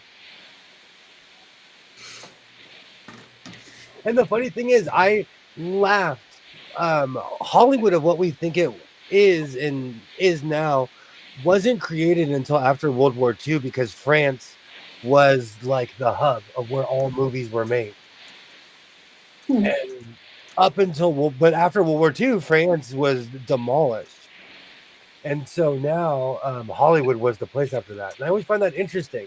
Yeah. Because they had the land, you know, they just started making movies. One after another. That's why if you'll notice, like in the 40s, all of a sudden, Hollywood just started pumping one movie after another. Because they knew they were it. Yeah. And that Schoolhouse Rock video is called Schoolhouse Rock 1973, 15 Weird Facts You Didn't Know. And it's on YouTube. I still listen to the Whistler, Ollie, and it makes me laugh because it was only broadcast on the West Coast, I guess. And in the opening, they're always like, this is sponsored by Standard Oil, or it's always like ConocoPhillips, or it was always oil companies that sponsored all of these shows. It's funny that you guys mentioned Conoco specifically, because when I was in Billings today, that's like, so they've got a big refinery. So as you pull into Billings from my direction, you are passing the refinery with all of the smokestacks or the steam stacks or whatever, but it is a refinery. And every time I've been up there, I've never driven that close to it. Like, you pass it on the interstate and it's like right there, but I was on surface roads today driving behind it. And so I got to see the signage that it's ConocoPhillips. Oh, that's and awesome. There's these fuel trucks pulling in and fuel trucks pulling out and all of that. I'm just like, so we are that close to home. That is something I try to avoid. I have a few old-timey signs, and because of American pickers, I want to get in the van and drive around the country, but I feel like they bought them all. And the ones I own were left on my property, so I just put them up on the wall. So you were gifted yours. I find weird things on the ranch that are my whole cape addiction started because I found a riding cape that's for somebody who's like 5 feet tall. Oh, okay. And I just made giant elephant ears and fell in love after that. I found a auto harp. I found this stuff that's forgotten in time. That's just been sitting there. No one's touched it. And I always ask, can I have this? And they're like, of course you can. If it's dusty, no one's touched it in 50 years. You can have it. I love going abandoned site photography. Like, I love doing some abandoned site photography. I haven't done it in a while just because of physical disability limitations, but I saw some places today and I'm just like, oh my gosh, I so want to go back just to go photograph what the inside of that place looks like. Do you know, I'm going to tell you honestly, the internet has ruined that here in LA. There were as many sites that have been untouched for years. And then the internet happened and people were like, come here, and people destroyed it. Yeah, you've got to have some ground rules. And mine was always, you take nothing but memories and you leave nothing but footprints. So that's a rock climber. I know hardcore real life rock climbers that give tours. That's literally one of the things they yell at you. When you're in the parking lot, do not take rocks. If you see something, do not touch it. They're like, we're gonna search you with it. Well, I mean, at some point, if 50 people come and just take something from a site, then it destroys that history that's there. One of the places I went, we thought when we got there, we honest to God thought that this building was one of those no worries, Twitty McTwin. One of those little buildings on the side of the railroad tracks, like one of those little drop-off stations, because I could totally see a train having come through there. We get to the property, no joke, there are train tracks. They're buried, it's not an active train station at this point. It wasn't that. We get inside, it had been the home of a golf range. So you came out here and like they would have had the little turf thing set up in front of the building, and then you shot golf balls for as far as you could. And there's no need to pick it up or whatever. Or, well, you can't pick it up now, but there's probably golf balls all over the field. But there was like newspapers from like 10 years before we got there. calendars. Of course, there had been squatters, so there's other stuff there. But they had the worst little turf carpet inside the building. It's just the craziest thing. Where I'm from, people make thousands and thousands of dollars legally and illegally recovering golf balls. Oh, yeah. Thousands and thousands and thousands, especially the scuba guys. Yeah. Because I live in the land of golf courses, people. But you know what? You don't want to get caught because you're gonna go to jail if you do get. That's trespassing. Did you save the world? Crisis averted. I save the world one polynomial at a time. Oh. Polynomial. Yeah. No, I'm saying that for practice. Polynomial. You didn't know you were walking into speech therapy. She's sitting there hanging out in speech therapy. I'm gonna name my next dog Polynomial. Cleophas Polynomial. Okay. What about derivatives? I know what that is. Well, I just didn't know if that was part of speech. Polynomials are too. Polynomial sounds like an awesome name. Sounds like a Greek god. Oh, you're gonna name an animal Polynomial? An off one though. I'll name my weasel Polynomial. Ooh, no weasels. No. The moment that you name a business or an animal after something like Polynomial, that is when you're going to nonstop get asked, what is that name? What does that name mean? So are you really prepared to explain it to the random stranger on the street that finds out that name? Yes, and I'll tell you why. My dad was an engineer, okay? And he taught me this math problem where 2 + 2 = 5. So I would just take them on a ride to arrive at 5. Oh my gosh. You're that kid. And it was you had a doubt? It was like 100 lefts, a couple rights, jump off a bridge, and add to this, and you come to 5. William. William, stop. You're hurting the generation of tomorrow. They wouldn't even understand my math. Yeah. There was one time, I'll say this really quickly. There was one time my dad helped me with my math, and my teacher was like, William, I know you didn't do this. And I was like, what are you talking about? She's like, we don't use this math anymore. I was raised by pirates and dinosaurs. So my whole thing was I got so tired of people wondering where my ex was, and I didn't care. So I wasn't going to solve for Y either. So did you solve for A, B, and C instead? Usually. Or Z. Yeah. The end. I'm done. I don't want to do anymore. Oh. Bad math humor, sorry. You're good. It's fun to teach people who have no knowledge that you have, including words. So when they ask, it's good for them to ask. They're inquiring into it.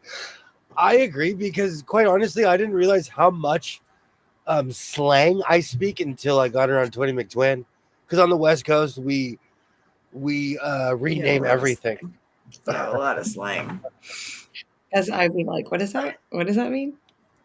But when I speak to my fellow Los Angelinos, they're like, yes, okay. My cynicism comes from having a service dog, and that he has an unusual name. So anytime that I am out and about and somebody asks me what his name is, there half the time I'm stopped and asked, what does his name mean? So my next dog will have an unusual name, but it won't be one that anybody is going to ask me what the name means. It's just going to be one of those simple, like, just unusual for the dog to be named that. If you want to talk about it, I get asked where I'm from all the time. And I know you're not talking about geographically where I'm standing. Oh. All the time. Where are you from? Mm-hmm. Don't ask me if I have low blood sugar that day. I might tell you I'm from Mars. I recently started saying Canada because of somebody. Don't have any If idea. I haven't had my Me? donut in the morning. No, because people ask me where are you from, I'll say Canada. Canada. That further confuses the issue even more. I just got sick of telling people that I'm from New York, and they thought that I was from the city. I was like, nope. Well, There's other places besides the city. I have a hard answer. When someone asks me, where are you from? If they're in my hometown, I tell them you're standing on it. Yeah. I just don't want to do the 11-second elevator speech with them. I just don't. Sometimes I just don't have the patience for that. But I'll do it for most kids. Yeah. Or adults, if they're really willing to understand. California has a lock on slang. No, what I'm saying is we use everywhere has different nomenclatures. We don't say forget about it. I can't even say it properly. I should be fined. I should have to pay a fine for that. Forget about it. See, hey, there's a sign. You need to take a picture of I the know sign. Terry told me that, and I'm like, okay, life goals. Add it to the list. Add it to the list of life goals. Mm-hmm. When I was in high school, a friend of mine, he had a New York Yankees jersey but the back it said Costanza on it.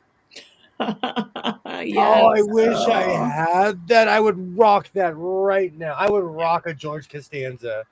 Maybe I'll buy myself a George Costanza Yankees jersey for Christmas. Because I watched that much. It could match a potential hat because, I mean, seriously, you're down to the Final Four. I am. It's coming. It has to. I am. It's like UCLA versus UNLV and UConn. You got to have a hat every season. Oh. I am down to the Final Four. 4 more hats and I have the entire league right now. Yeah. I can't believe it. It's gone so fast. It's because of my guy. And let me tell you, when I walk into his store the other day, because he has a staff, but he's such a hard worker because he's there every day. Yeah. But I walk in and there's a young lady and he's folding and he turns around and he sees me and he's like, he puts his stuff down. He's like, hello, what do you need? I am here for you. Do you need a shirt? Do you need a hat? Like, because lately I've been buying shirts there because he sells plain shirts at a decent price. He's ripping us off, but right now everything's a high price. But he but when he sees me and he gives me such respect. It's weird. And he said "Honeseo" to me because he was so excited. He spoke to me in Korean. I was like, yes, you love me. You love me.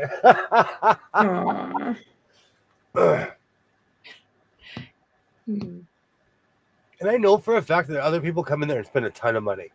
Because I told you the famous person I saw, the rapper person, and he literally bought every black hat in his size. That was a Dodger hat. Oh, wow. He bought pants. And those pants started like $60, $65. I am going to get the hat with the D on it. You don't have that one. So I'm just like, I can't have a hat that you have. You have no idea. Like, and it's hard. But I want the one with a D on it because it doesn't have to be Dodgers. It could be anything I want it to be. That's true. I didn't want it until I saw them all in the warm-ups, and I was like, all right.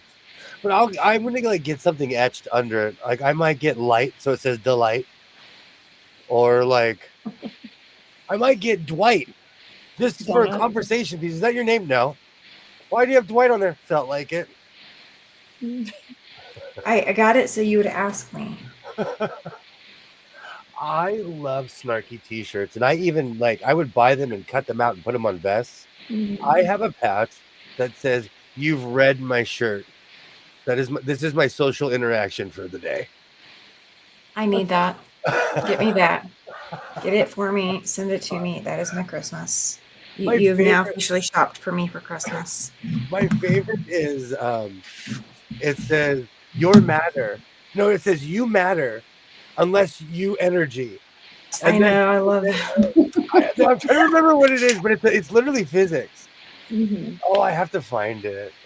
I'm going to be pulling out all of my vests because I'm going to be pulling out my Christmas stuff soon.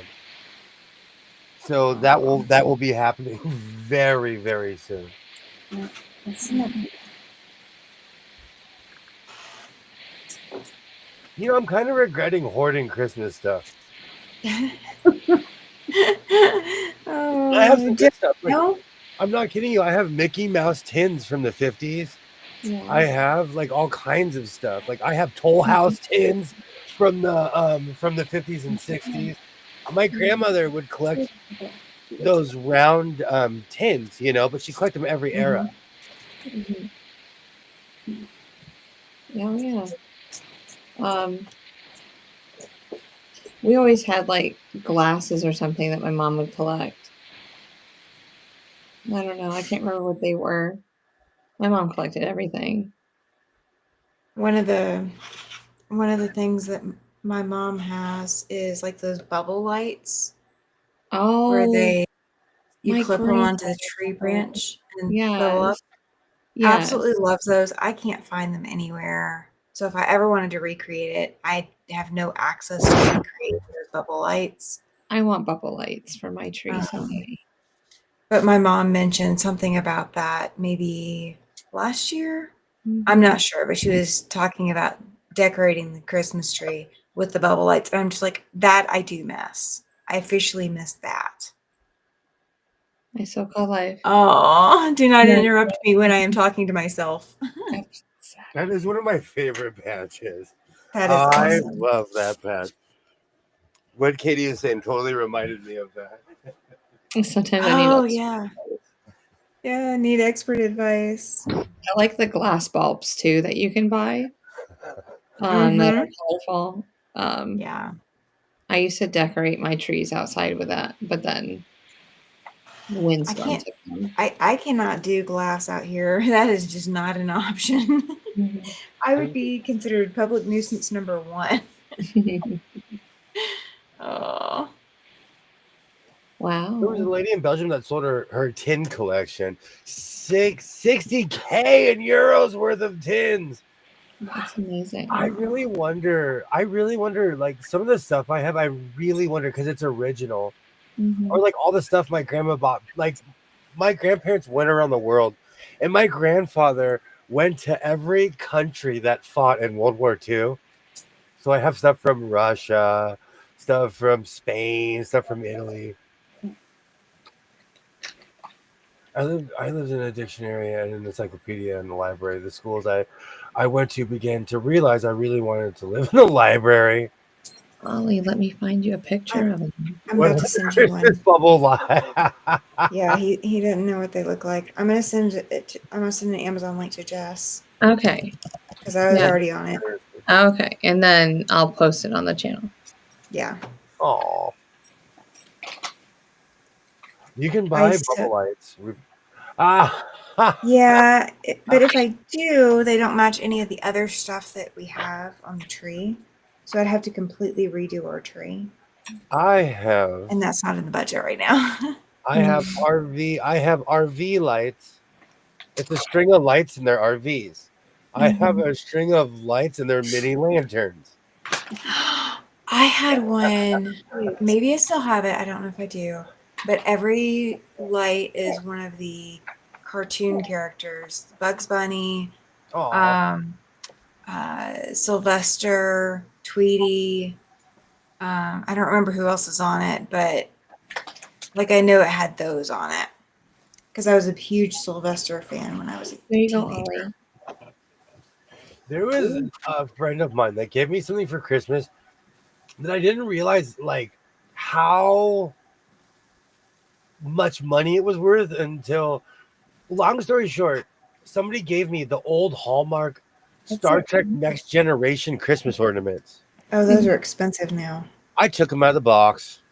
And I hang them in my tree every year. I have Picard. I have Romulan Warbird. I have the Icarus, That's it. the No. shuttlecraft, Mhm. and I can't remember. I have to go dig into my pictures. It comes up on my, and because iPhones love to remind you of the past. Oh, they So do. it comes up around this time of year. Some of those pictures make me cry of my son when he was a little guy. Yes. I used to take the girls' pictures every year around this time so that I can get them ready for Christmas cards. And so that's what's popping up right now. Oh, Like the last 16 years of Christmas cards. hey, Trace. Awesome, Trace still here. I can't decide on section color either. Mm-hmm. I think I'm just gonna go the background color using half the blocks. Mm-hmm. I remember seeing those. Oh, You're welcome, Ollie. I saw that. I see what Katie was talking about. Do you know? I'm like, okay. Can I justify buying a Lego USS Enterprise? Yes. It was being advertised to me, and I'm like, stop acting like you know me, algorithm. Stop acting like you know me. I've seen this, Katie. No, because I bought the Matt Smith Peter Capaldi Doctor Who TARDIS. I still haven't put it together, and my son was like 3 when I got Okay. If you haven't done it in that many years, don't buy any more until you do that one. Yeah. That has to go first. Do you know what it was? I slowly started getting burnt out because I made all my son's Lego stuff. Oh yeah. And like we had the big stuff. Like I have the actual Lego City train station. That thing took me 6 hours to make. Oh, was that all? Whenever I had my little kid standing over me like faster, faster. Oh, there you go. There you go. Google it. Bubble Light's still available for sale. Oh Yeah. I'd have to see if any of my stores have them in stock, but again, it's more my thing than my husband's. Mm-hmm. Because my parents had bubble lights on their tree in Germany Yeah. when they were there during Vietnam. And the bubble lights never made it home. Like a lot of other things that they bought that were German made and gorgeous and all made at home, but that did not. Katie, I will go dig out the Lego TARDIS and show it next week. It's embarrassing the acrobatics that I would have to do to go get it. I'd have to stand on the sewing machines. There's a nook back here where I used this when this room was completely empty. I built a tiled nook where I had my computer and everything. And I think there's like 200 of my sci-fi VHSs in there, 100 something DVDs. I have a bunch of collections. Oh, my Stargate collection is in there. that has become a place where I hid all my during the plague. I was organizing all my DVDs and VHSs, and then I started making flags, and I was like, I'm just gonna cover this. You are forgotten. It's still there. It's still there. All of that stuff is still there. And there's 2 touch and sews and a bunch of porcelain, like these porcelain figurines from my grandmother's house. They're so basically I put them out here to hide them from my son.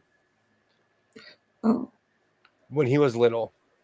So he wouldn't destroy them. They're priceless. They are literally priceless. And they're you can't replace them. I don't want to super glue parts back on. No. But he's old now. He's old now. Maybe I should bring him out. I would love that because I didn't know there was there. It's a Matt Smith.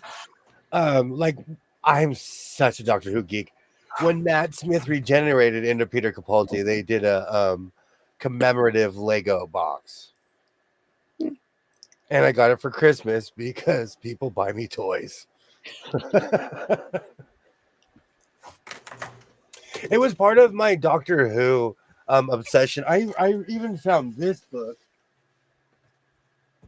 Oh, and let me tell you, we are way past a 40-year celebration. Oh yeah. It's still in the plastic. I got this like a decade ago. You ought to research and see the current value. With a lot of my Star Trek stuff, I'm going to keep forever. I have I was in the Star Trek fan club, and I have all their magazines from when I was in it. And people have offered me money for it. And it's because inside they have posters.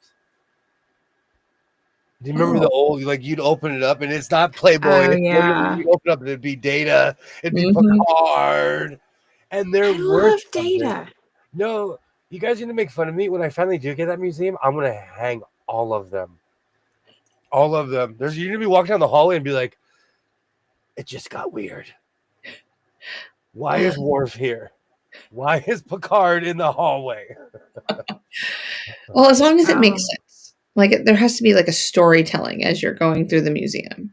I'm serious, you know. I could have a Star Trek wing with all the stuff I have. Yeah, like a Star Trek / Doctor Who wing. Did you do that? Do you have like enough of both? No, this is a Star Trek house. Okay, I didn't know. This is a Star Trek house. No, I have Babylon 5 stuff, but the majority of what I have is Star Trek. And you know, and I'm not trying to get too heartfelt, but my dad and I used to always get in this argument about, he'd always say there's only two seasons of Star Trek. And I showed him the third because he was still in Vietnam and he had never seen any of the episodes. So I would sit there, every episode I'd stare at him, he's like, oh, this is the brand new. And he was in his 70s. And he had my goodness. So this is a Star Trek house. Or there were episodes he had seen, he's like, I didn't know this was season 3. You know, so it was awesome to that was meant for someone else. Denise, my VHSs are hermetically sealed. No, I'm kidding. They're encased in tile over there, so it doesn't get like, it's in a dark side of the room. And quite honestly, if they were all erased, I just want them for the boxes. I'm going to display all of those one day. Are you taking notes? We're going to need 45-foot walls. Yes. A cherry picker. Oh, something's out of place. Slowly moving on the cherry picker to put it over there. I'll move the cones. Hold on. That's not funny. Cones are deadly near a cherry picker. You know, that's why you need a spotter. Yes. Oh. You went over a cone, now the whole operation might tip sideways, literally. Yes. Oh, between all the sports memorabilia. Nope, don't worry. You go eat it over there. Everything else. I wear my jerseys, though. The VHSs. The sewing machines. Eat that one. Are you sure? Like, I'm just trying to figure out, like, what would be big enough for this house or this palatial museum. That's what I'm trying to figure out. Is it going to be a 2-story, or are we going to have like a winding staircase that goes to another place? I was thinking about connecting like 50 of those Lowe's houses. Absolutely, Jay. I hope you feel better. Hold on. Quit. I have a bad shoulder. So if I sleep on it, it's like that next day is mayhem. So I totally understand. A friend has a wall of Star Trek items, including posters signed by all the actors. Her license plate was NCC 1701. So fun fact. That's the address of the person who wrote one of the original writers lived on North Cherry Street. Oh. And the only reason I know that is because it's LA lore. Hmm. So that whole designation is the person's address. So all that NCC stuff is literally the old addresses in LA. Yeah. Oh, that's cool. So I'm going to share 2 pics in my community tab. It was posted with this comment where I got this from. The pic was taken and into it, and it was taken at sunset. Oh, that's beautiful. Katie, I love your pictures. Do you know what's so funny? I have this image of Greenland only through National Geographic. Okay. When Katie walks out of her house, it's literally the same picture from National Geographic, if you know what I'm saying. Like, it's beautiful. It's just breathtaking. It looks like a giant woman. It is really an iceberg that has color on it due to the sunset. That's beautiful. Oh, that's so cool. Oh, I can't wait to go look at it. Oh, now I have Amarillo Sky stuck in my head again. No, it reminds me of do you know they have beautiful sunsets everywhere, but the Southwest, the sky's like purple and pink and orange. New Mexico, Arizona. Wow. I love when we get the orange skies because it takes us back to when we were driving across Arizona and New Mexico and first got to see those sunsets. Oh, they were pretty. So pretty. Oh, now I really do have that song stuck in my head. That was about time. We needed to change the song in your head. I mean, it's midnight here now. I don't know. I'm getting ready for my end of the year action movie. I used to skate with this, but I'm scared of falling because my equipment is getting better and better. You need to wait until you're back to your normal ability self so you can do the MC Hammer dance. When you can do the MC Hammer dance without being out of breath, then we can talk about the skating. That's why I'm waffling on the bands because I am kind of I'm not feeling well. I'm not feeling well at all. But the problem is, like earlier, I was feeling really sick, but that's like my morning. And so this is like my day. So I'm slowly waking up and starting to feel better.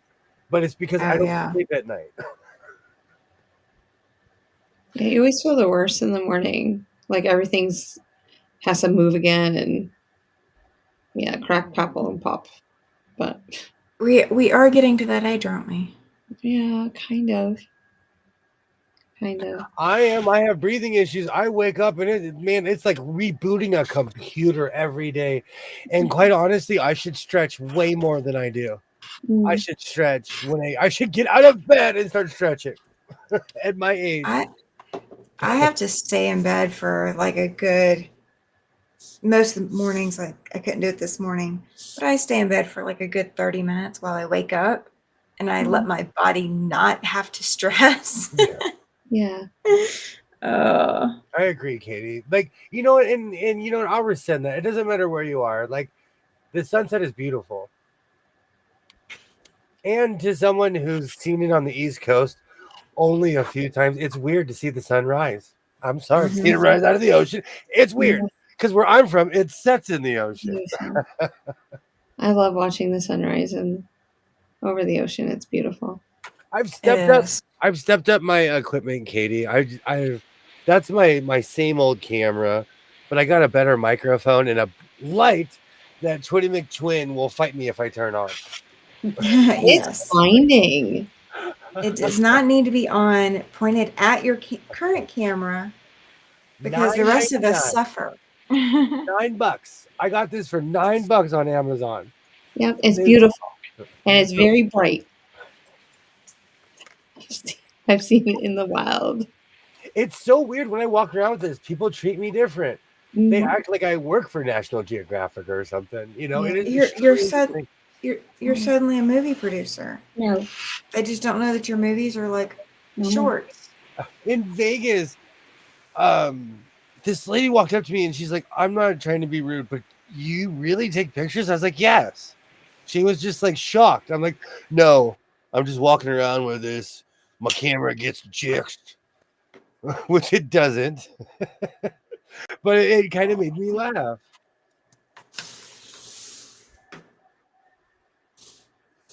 I was in there for a pretzel. That was before Jess showed up.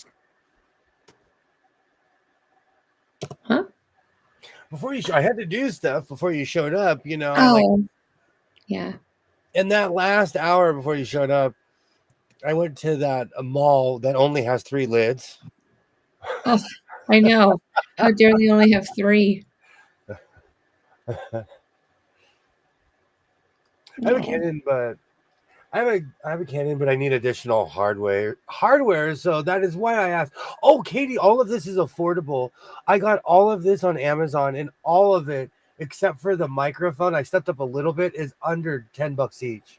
The rack is probably like, I don't know. I pay California prices, so everything might be even cheaper. The mic, I stepped up a little bit. Mm-hmm. And it's funny because the more expensive stuff will be at your house the next day. Oh yeah, I love it now that it asks me, do I want it at like 5:00 tomorrow afternoon, 4:00 in the morning? It's like I get like different delivery services now. I guess we order so much stuff. I don't get that treatment. Neither do I. Like I get my personal car driving it to me. I'm like, hey, how you doing? Like this random truck pulls in my yard, drops it off. You have to have a yard somewhere near you. You have to have like a main hub or like a station or something near you. Yeah, there's 2 of them near me. I won't say the towns that they're in, but yeah. I live near one and stuff still takes. They walk it here, or they get on a horse. Well, you do have a few more people around you than I do. Just a few. Yeah, there's only like 10 mil just in my county. There's 10,000 in my town. Mm. You're muted, Cynthia. You're muted. I was just reading Katie's comment about Missouri Star being delivered by Amazon.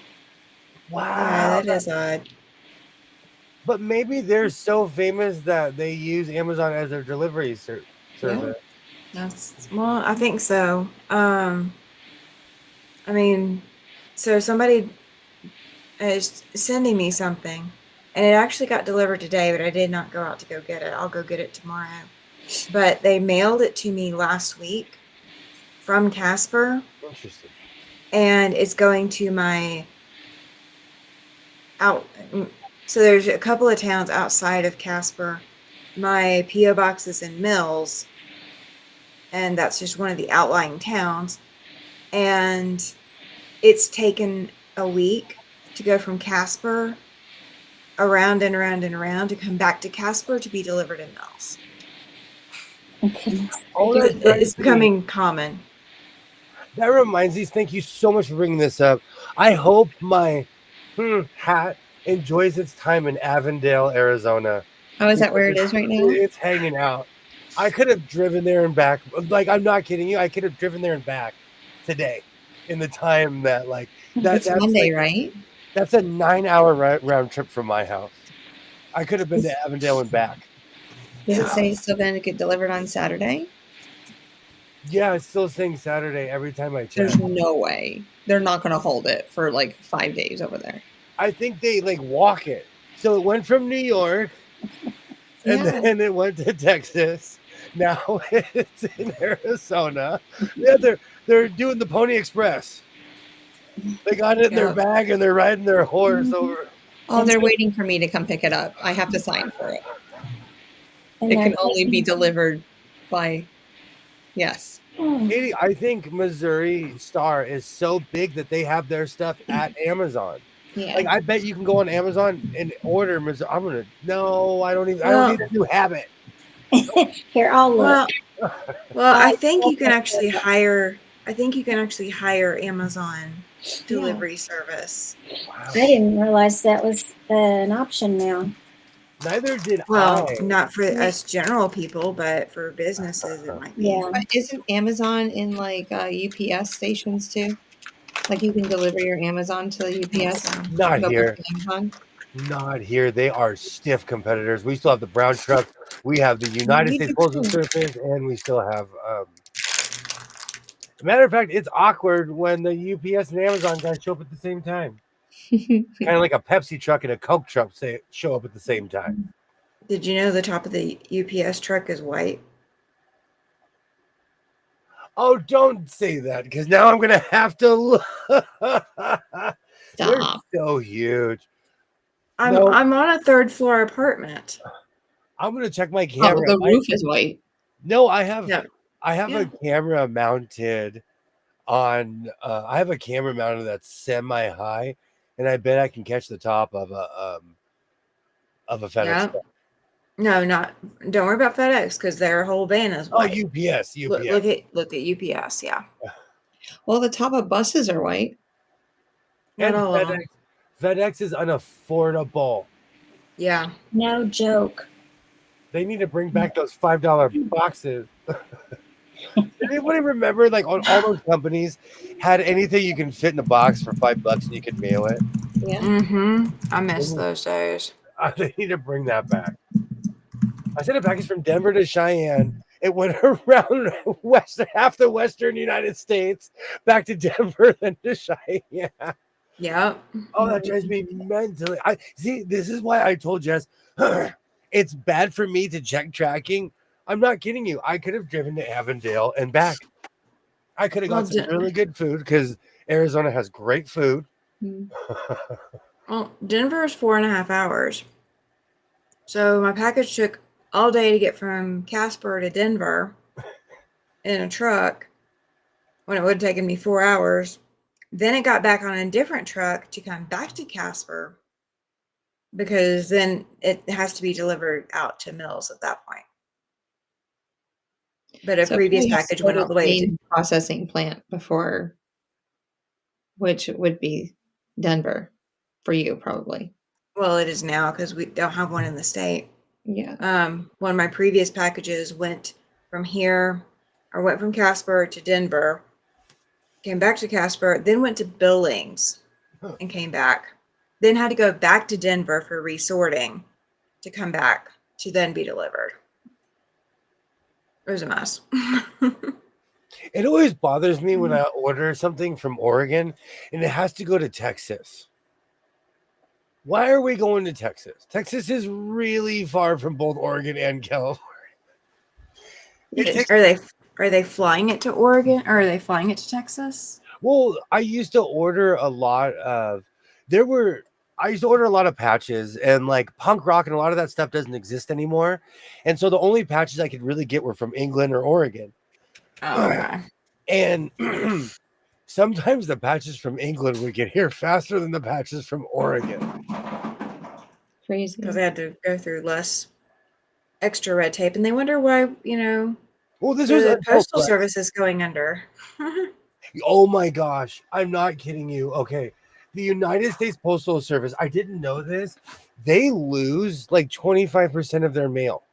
Mm-hmm. And because they're government officials, do you know what they can tell you? Tough cookies. Yeah. They go, hey, I didn't think it was true until it happened to me. I mailed something from here to my friend in Florida and it never arrived. And I literally bought insurance. I did everything you're supposed to do, tracking all of it. And they said, hey, they literally had no answer. And their answer was, we're the United States Postal Service. We lose our packages and there's nothing you can do about it. And guess what? There's nothing I could do about it. But I was shocked to find out how high of a statistic that they just are kind of like, oh, we lose mail all the time. Wow. Yeah, it was very disappointing. Yeah. And when I use any other service, it gets there. Mm-hmm. So. All right, we have gone around Jupiter twice this evening. I want to thank. Oh! Katie's coming in. Yes, they do lose it, and they have thieves in the Chicago airport. Do you know I've had stuff taken out of all kinds of packages and stuff that I've ordered, and you could tell it was done in the factory, especially patches, where someone comes with an X-Acto knife and they cut the patch out of the package. And there are certain companies that I order from, they used to have transparent covers on their patches. All their patches come in a manila sealed, hermetically sealed manila thing now, where you can't see. Yeah. Because that's how much stuff was getting stolen. And I'm not saying it was only Amazon, but it was only Amazon. You guys, thank you so much for hanging out. Tammy, thank you for hanging out. You're welcome. Cynthia, you were missed. When you weren't around, you were truly missed. Well, thank you. Twinny McTwin from those planets. It makes me feel better. You were. I seriously was like, when's she coming back? When's Cynthia coming back? Stop. Where is she now? So where is she now? When is she when I left to go help Olivia with her world's math problem. Well, I'm always in North Carolina. How about that? No, it's not about Cynthia. I know where you are. Oh, well, she's here now. No, well, when Cynthia wasn't here. I didn't hear you transition back to her. When Cynthia wasn't here. Oh, when I wasn't here. I knew where she was. When I was traveling across the country. Yep. Yeah, I'm just glad I have Wi-Fi now where I can get back on. Yeah. Because my hotspot didn't like to work, like to freeze up. So it's something. Honestly, it's never as advertised. I have all this whiz bang stuff in here. I turned off half of it. I have all kinds of like whiz bang like boosters and all kinds of stuff, and I swear most of it doesn't work. All right, we will be back at it on Wednesday. And if anybody wants to hang out, just let me know. When I say let me know, I really mean please talk to Twinny McTwin. But just let me know.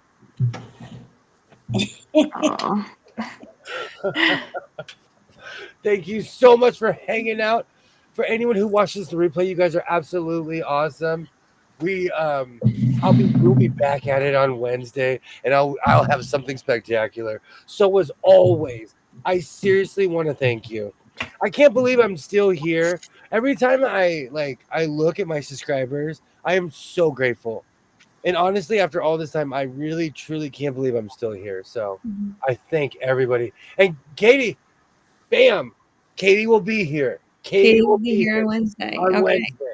Come on, awesome. Penciling you in. You're the next kid. I used to love The Price is Right. Me too. Grandparents would do. I loved that music when I was a kid. All right. So we'll be back at it on Wednesday. I hope everybody has an amazing week. Like I always say, reinforce your seams, be yourself, and I will definitely see you next time. Bye, everybody. Bye. Thanks for having me.